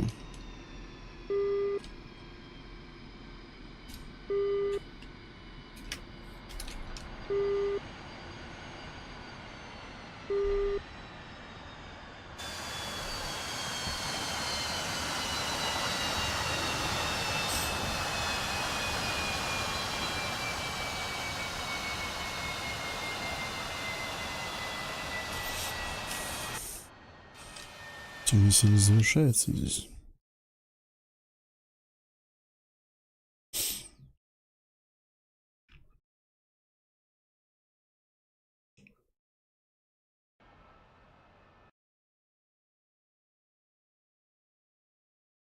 А, система сделана как в этом, в компании. Слушай, а она, по-моему, везде, да, такая, я так понимаю. Компанию, когда создаешь из миссий, связываешь компанию, то тебе надо прописать результаты очков. Эти результаты очков дают перемещение в следующую миссию. Вот, здесь 100 очков заработано, значит, перемещение. Завершаем миссию, идем дальше. Серьезно? Мне уже Старлей отдали, нифига себе. Не зря я летал все это время. Ну, пожалуйста. Новая должность. Воинское, точнее, воинское звание новое. Повысили моего пилота, теперь старший лейтенант. Начинал же с лейтенанта. Наград не хватает, надо побольше.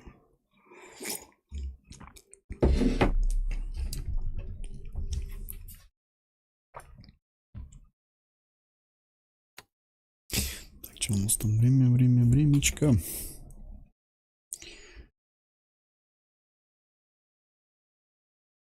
Но мне понравилось. Начало такое прям интересное.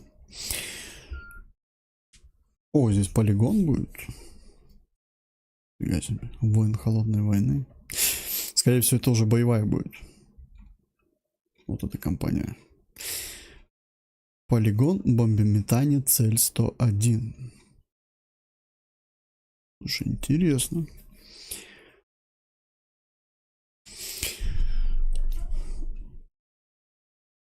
Павел, привет. Да, все летаю. Все наслаждаюсь полетами. Классно.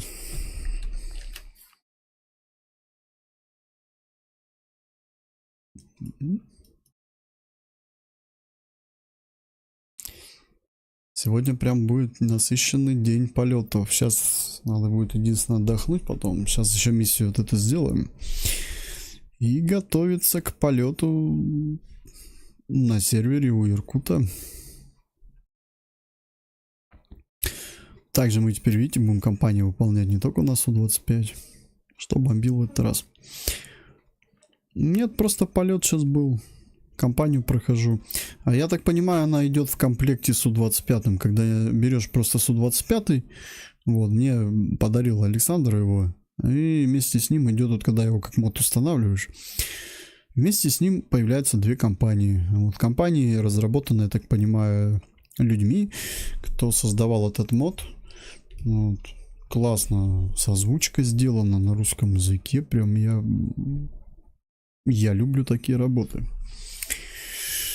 Так, следующее здание. Да, я так понимаю, тут компания, которую я прохожу, это для тех, кто типа начинает осваивать Су-25. Ну, блин, надо было тогда с него и начинать. Я имею в виду с этого сюжета. Но ничего. Как говорится, повторение мать учения. Вот. Я не считаю себя каким-то профессионалом. Тяжелое упражнение. Нет, просто пролетелись до полосы толпой. За мной еще там 4 самолета летело, боты. И типа как задача была парно сесть, но я не знаю, каким задачу тут давать. Я просто приземлился и все, задачу сделал. Сейчас идет полигон. Не знаю, посмотрим. Ты имеешь в виду тяжелое упражнение в онлайн-сервере, который планируется? Или вот я тебе сейчас ответил. Правильно я тебе ответил? Понял? Там будет типа как боевое задание, боевой вылет. Но я так понимаю, перебазирование тоже какое-то.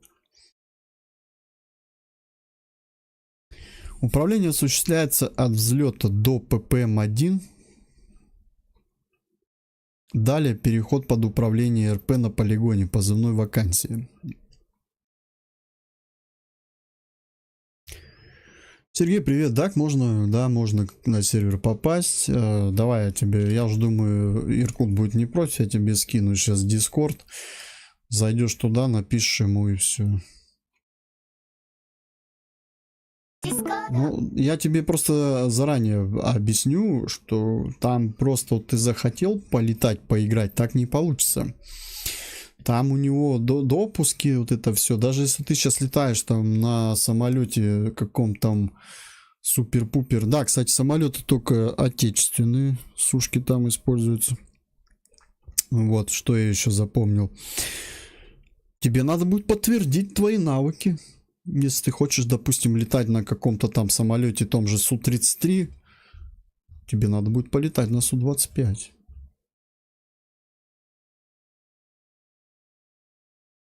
Здесь, да, обучение, ну. Управление, да нет, не сложно, просто надо себе управление настроить, чтобы у тебя было комфортное управление, а так нет, не сложно. Сложно, когда ты не можешь себе настроить, вот я из-за этого пока страдаю. Сейчас джойстик дожидаюсь, я джойстик заказал получше. Джойстик надо здесь хороший, чтобы самолет плавно летел, не вот так вот, как у меня, блин, а надо, чтобы он плавно летел. Все, я копирую ссылку, я тебе сейчас скину. Сервер такой, я бы сказал, не просто игровой, там надо будет упражнения выполнять, какие-то там полеты, задания, конкретные там маневры. Бывает даже просто без вылетов будешь лететь и пилотировать. То есть тебе надо будет всякие там мертвые петли изображать, еще что-нибудь. Короче, там прям... Это тебе все Саня объяснит. Я сам там недавно. Ну да, вот вроде как обучение какое-то. Но я так понимаю, основу полета ты уже должен знать.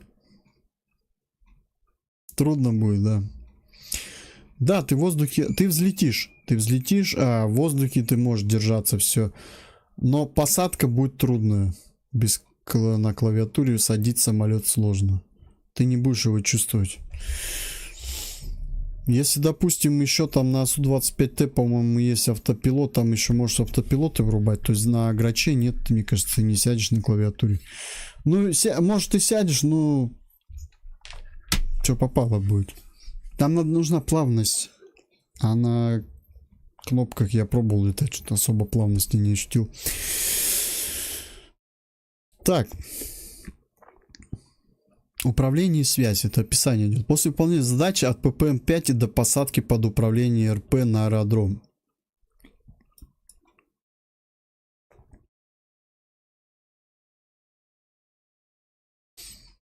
Чего? Противник США, НВФ, Украина.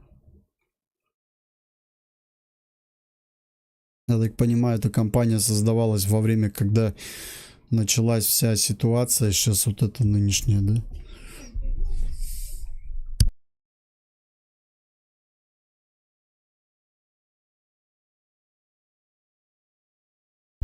Да, тут и вертолеты есть, да. Тут и на БМП даже ездить можно, стрелять. Прикинь, я даже раньше сам не знал, думал, как так симуляторы на технике ездить. Так что, да, да. Вертолеты ездят, да. Да, джойстики недорогие, я вон на Озоне сейчас заказал, блин, там, он вообще 5000 стоит, но я вот чуть подешевле взял со скидкой, не знаю, посмотрим сейчас. Не вот этот, а другой жду. Этот таковой, он 700 рублей стоил лет 12 назад. Я его покупал, когда еще прокатные диски давали, DVD-шные. Приходишь, диск берешь, потом доплачешь, другой диск берешь, короче, такая тема. И там у него джойстик продавался, думаю, о, давай возьму, попробую. Подожди, а на тот момент, по-моему... Ил-2 было в моде, летали на нем все. Штурмовик. Ну да, я полетал на нем, на штурмовике, как бы. Ну, не знаю, мне не зашел он графика у Ил-2 штурмовика. Как бы самолет классно выглядит, приборы внутри, но все, что снаружи, это такой бздец на то время.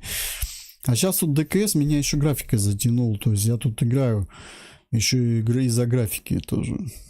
Если здесь не было бы графики, я бы не играл. Вот да, я такой игрок. То есть мне не важны только, ну, как самолеты, мне нужна еще окружение, атмосфера. Если это все было бы не так, я бы пошел бы играл бы в War Thunder, вот, честно. Да, я принципиальный такой. Я не люблю играть в Майнкрафт. Мне не нравятся игры, которые без графики. Да, я избаловался.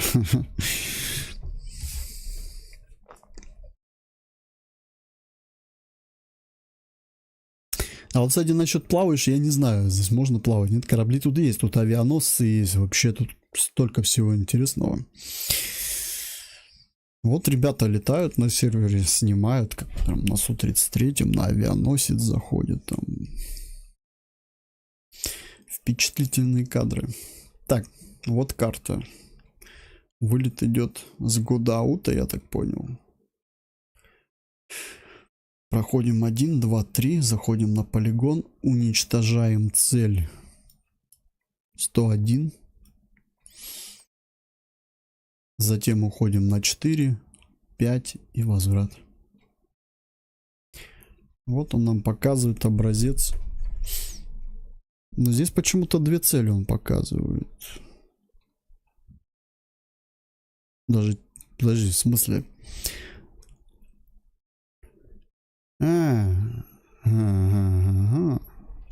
Это в общем он описывает все цели, какие здесь есть.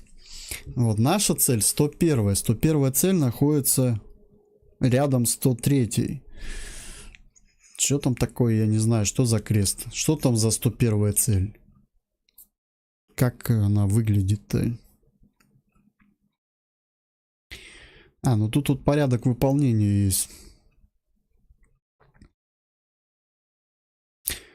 Но это так себе игра, я тебе говорю. Вот ДКС ставь, если хочешь полетать. Здесь классно. Вот. Здесь прям почувствуешь полет. Порядок выполнения. Взлет. После взлета занятия высоты 500 метров и скорость 500. Через минуту. Разворот, расчетный крен 30 градусов на МК 120 курс. То есть 30 градусов. И пошел на МК 120. Вот как раз вот это МК и показывает, куда влево, вправо. Ну, по карте вроде я посмотрел, это будет скорее всего у нас вправо 120 градусов и крен 30. Ой, ну да, 120 курс и крен 30. После разворота занять высоту 1500 метров. То есть разворачиваем 1500 метров. Далее действовать по командам РП на полигоне. Меры безопасности. Минимальная высота вывода с пикированием 4500. То есть, если уже пятихатка, лучше сразу. Ниже не идти. Улетишь. Ну, вот как я вот сейчас, я влетел, первую миссию запускал, задачи-то сделал, все, потом над морем лечу и все, начал. Хотел показать прибор этот, как он работает, и засмотрелся, и самолет у меня, я потом визуально смотрю, у меня просто все синее, потерялся в пространстве, и все, катапультировался. Я потому что так разбивался уже, ну, это было давно, не стал повторять те же ошибки, именно что пытаться выровняться или что там, блядь. Внимательнее надо просто быть, не отвлекаться в некоторых моментах.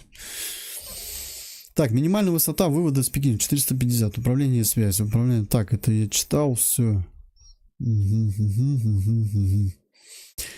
Черный крест. Смени схему.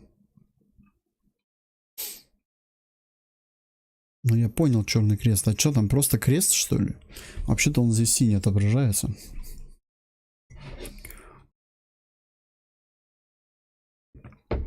Зачетное упражнение на допуск к управлению самолетом.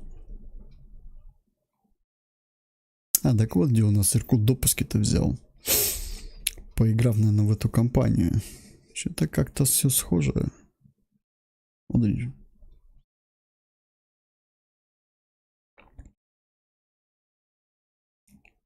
А зачем мне здесь Су-25Т? Я вообще на Грача пришел. Что началось-то опять? Я у себя полетаю на Т. Выполнить полет на боевое применение бомб ФАП-100. Сотки. В автоматическом режиме на полигоне Приморска по обозначенному на земле цели 101. Черный крест. Какой черный крест? На земле черный крест будет выглядеть. Ну, я понял, что черный крест находится, значит, он между целями. Там сейчас надо будет сейчас разобраться. Там каша такая, блядь. Ладно, дальше что? А вот, что это? Там просто крест. Короче, там на карте просто крест. Надо в крест попасть с бомбой. Понятно, ладно, сделаю. Получается, главное попасть не в 103-й крест, а в 101-й. Идут две площадки. Типа ангары или это дома. Это нет, это дома с ангарами что-то. Это что за окоп? Это окоп, что ли, какой-то? Или что, 120-21, короче. Вот ангар. Между крестом и маленьким ангаром находится моя цель. Типа. Вот еще приближено. Ну, вот за вот это уже можно респект сказать, что классно сделал, что теперь я точно знаю, что нужно мне поразить. Ну ладно. Так, планировщик, что там, фабы-то стоят.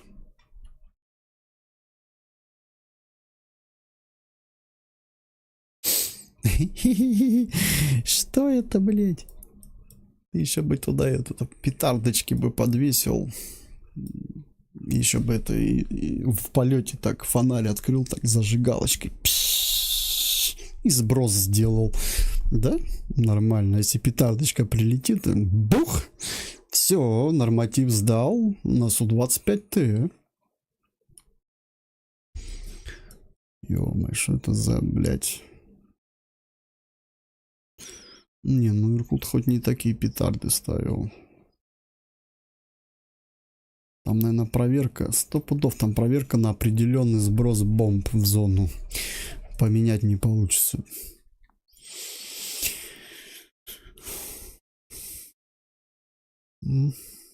А чё, вылетаем?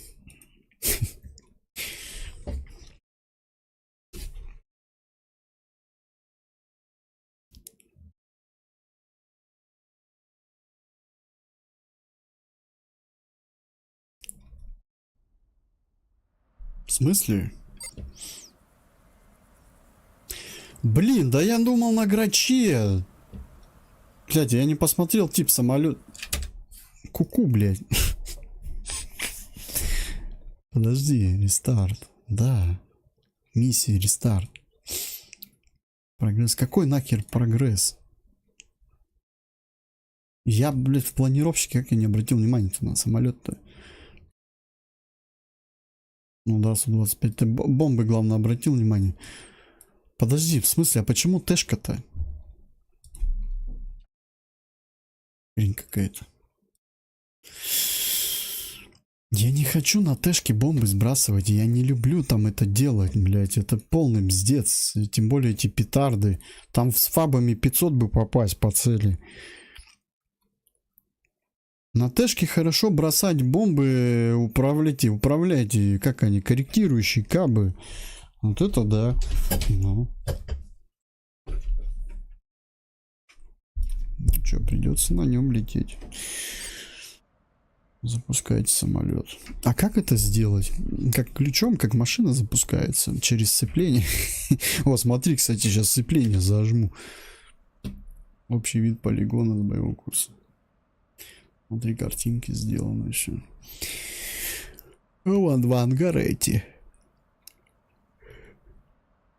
Цель 103 это типа для ночной, да? Для ночного полета. Танковая рота на марше. Колонна типа.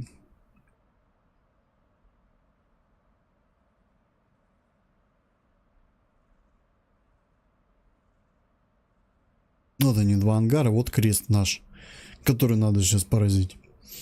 От них вот левее. Это вот этот крест.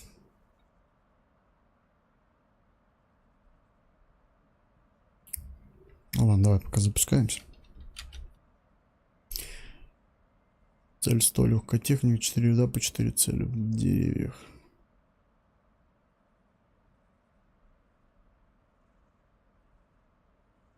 Самолеты на стоянке.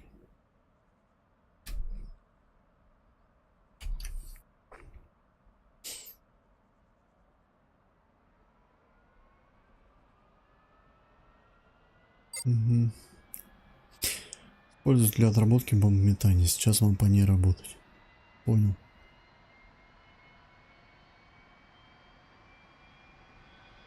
Ну, я как-то не очень с фабами здесь, на этом самолете. Но ничего. Будем тренироваться. Мне больше фабы нравится бросать с грача. Так, где я нахожусь? Направо выруливаем, да?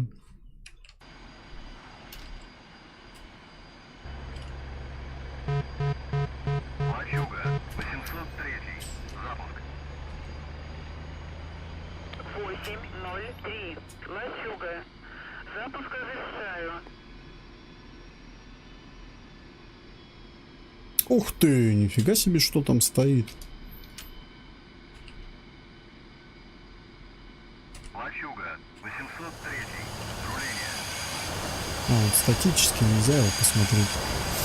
Или можно? Дайте в самолет посмотреть. Блять, его так не посмотришь.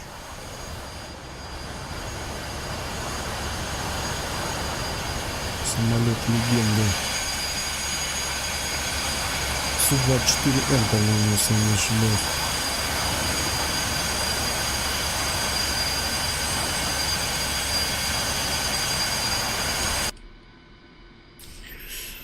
Чё? Все, могу выруливать.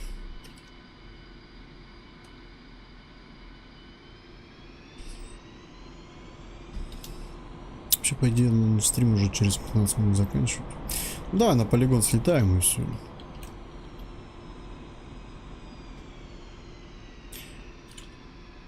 Мне вот как-то испытания на Су-25Т уже как-то вообще не особо интересно проходить, потому что я считаю уже себя на этом самолете уже не новичком.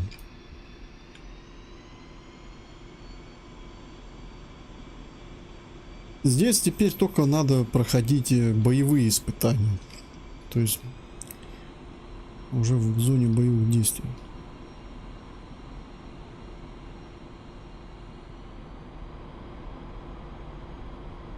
А вот на Граче, да, на Граче я бы еще бы полетал бы. По полигонам бы побалдел.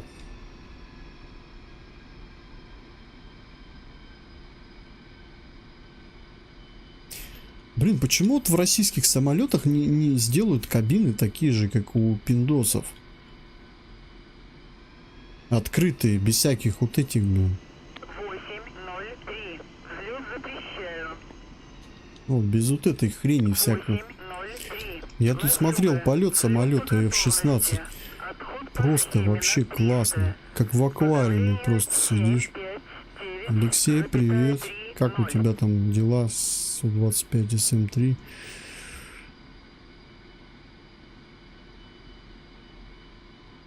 Да, взлетаем. Я в ДК сколько летаю? А сколько я летаю? Ну, я год назад, где-то год или 2 года назад летал. Где-то месяца 2-3. Потом забросил. И сейчас вот месяц, сколько, месяц летаю или 2? Месяц, наверное, сейчас. Ну, в тот раз я летал, я чисто Су-25Т брал. Только на нем всегда.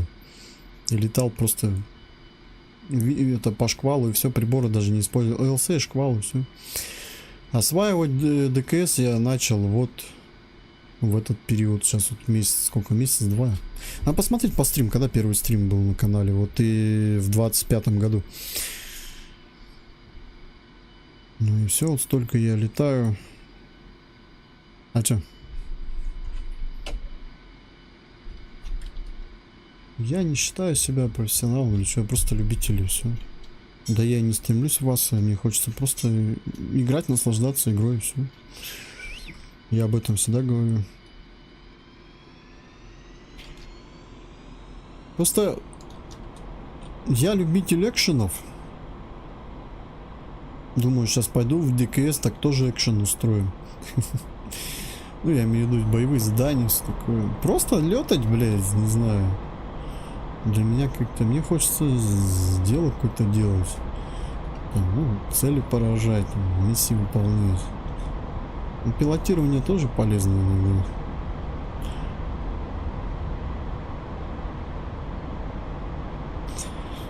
Так, выходим на курс. Сколько он там на высоту? Выходите на вакансию, работайте по заданию. Блять, а я думал, это про грач, прикинь. Я думал, грач будет. Но в итоге 25Т. Ах, подожди. Надо по прибору выходить.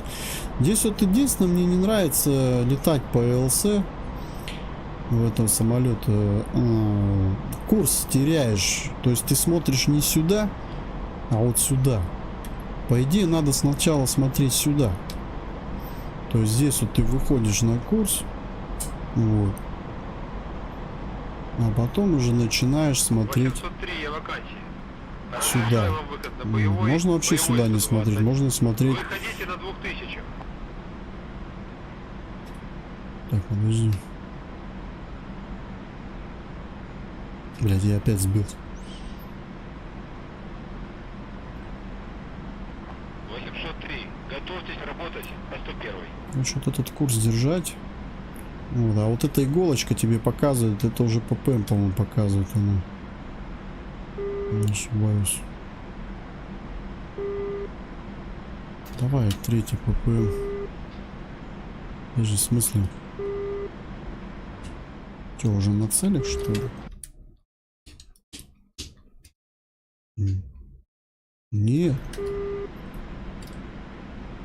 Раз, два, три, во. Переключил его.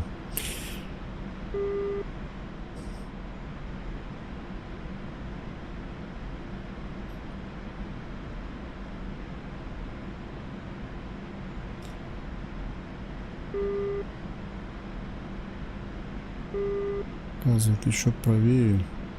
Вот это по иголке это надо смотреть. Вот она, игла справа. Тут на нее надо будет выйти. Вот, и здесь мы выйдем как раз.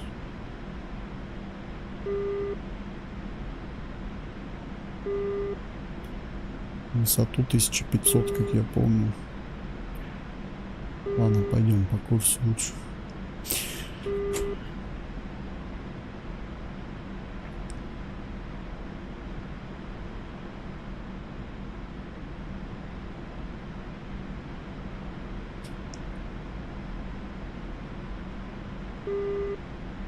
Можно вот так вот сделать. Все.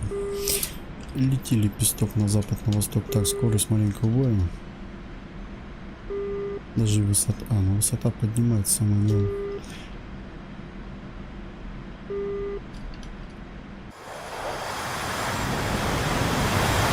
Вот цель уже. Что, атаковать? Еще и зеленый дым.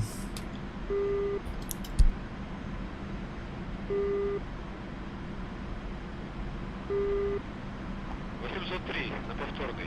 Промазал.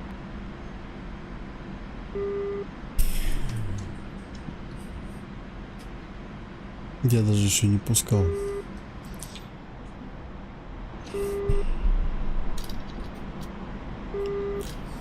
Ну, думаю, промажу с этой бомбой. Это пипец.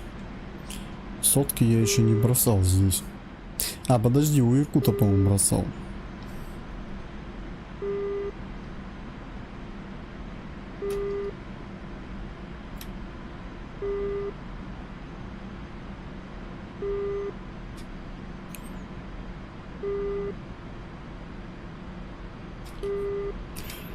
Что-то не вижу. Дымок. Ладно, разворачиваться. Я так понял, здесь для этих бомб шквал вообще не нужен.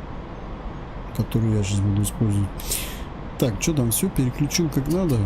По одной же надо или две? Буду по одной. Вон дым.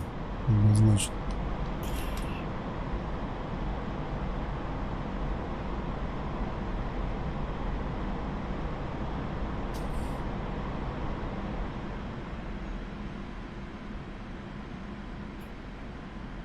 Какая высота? 1800. Я выхожу на цель. Скорость маленькая надо сбросить. Закрылки.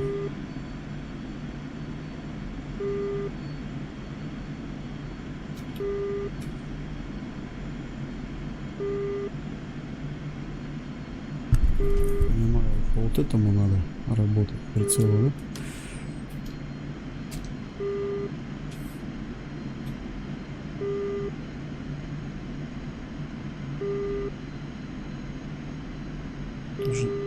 Джойстик. Все, бомба пошла.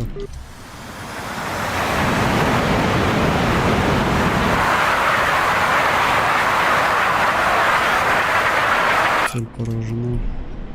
А надо было 2 сбрасывать, да?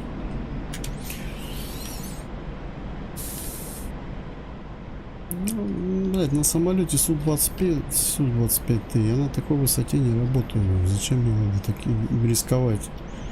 Это Грачин такое делает. 803, вам отход на точку. А можно еще что-нибудь бомбануть? Кому-нибудь что-нибудь.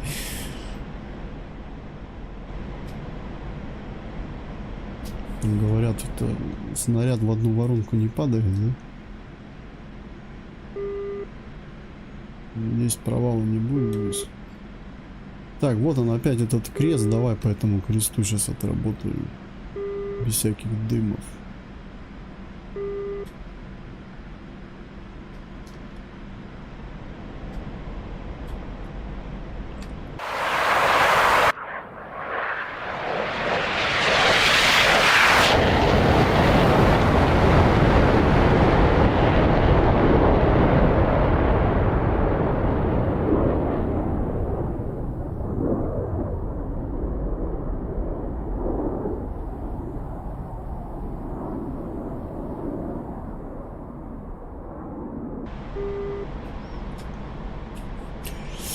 Вот я думаю, как зайти. Попробуем с этого направления, наверное. Чтобы проще было на курс уйти. Мне же надо будет потом туды. Вон туды. Сброс бомбы и маневр сразу влево, и все.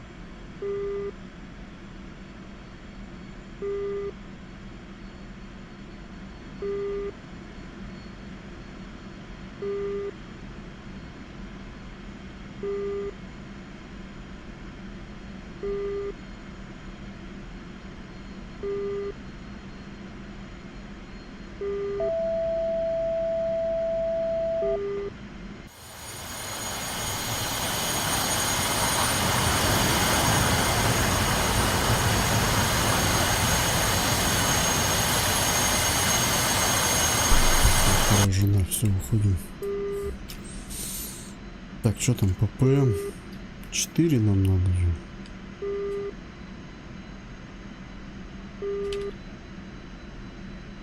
А что всего 3?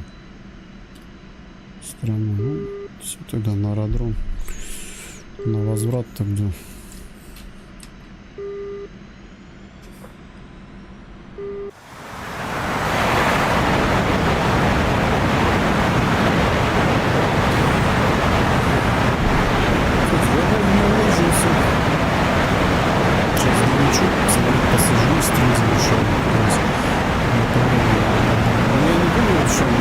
На Су-25Т летать-то. Я почему-то думал на Грачи. Так, подожди, вот он аэродром. Сюда же надо, да? Ну да, сюда вернуться. Так, запрос. Лачуга, 803, возврат. 803. Лачуга, следуйте курсом 325. Удаление 2-3. Давление 7-5. Лачуга, 803. Разрешите посадку.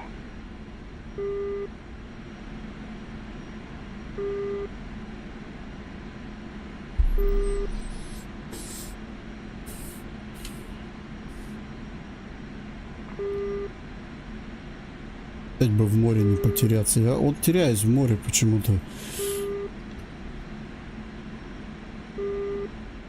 Как это называется правильно? Когда блудить начинаешь. Слишком гладенькое оно с высоты кажется.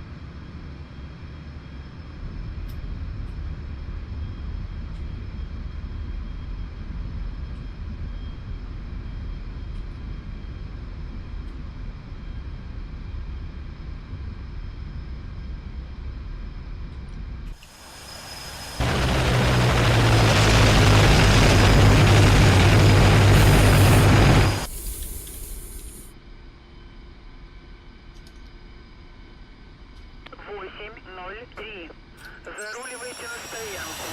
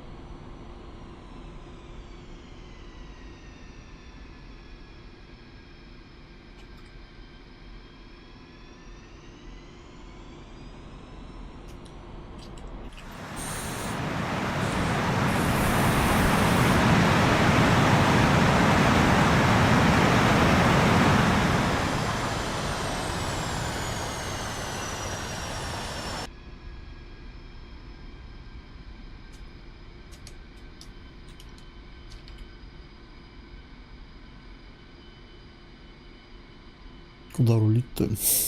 Давай сюда. Один фиг эти все ангары для Су-25Т, да? Ну, не именно прям, но для него подходит. Здесь вот тоже, кстати, это неплохая тренировка управления самолетом на земле.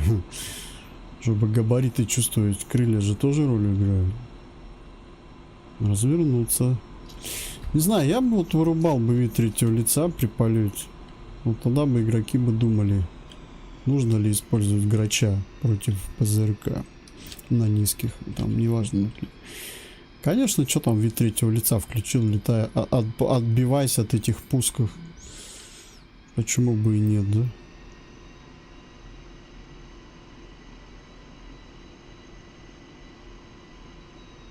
Поэтому я не летаю на граче для работы в зоне ПВО. Это мазохизм я называю.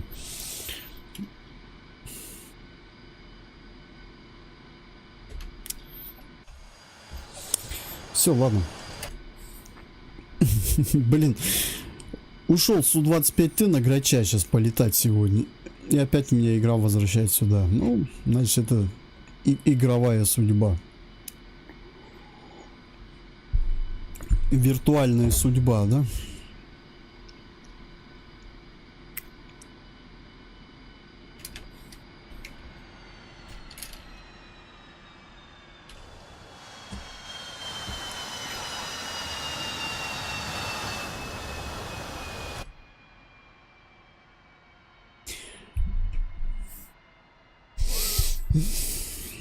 У нас там... Ну и все, увидимся тогда с вами через 3-4 часа уже на полигоне. Нет, не на полигоне, ну когда Иркут скажет, что делать. Так что приходите, всегда рад видеть всех. Всё. Хорошего дня всем, пока-пока.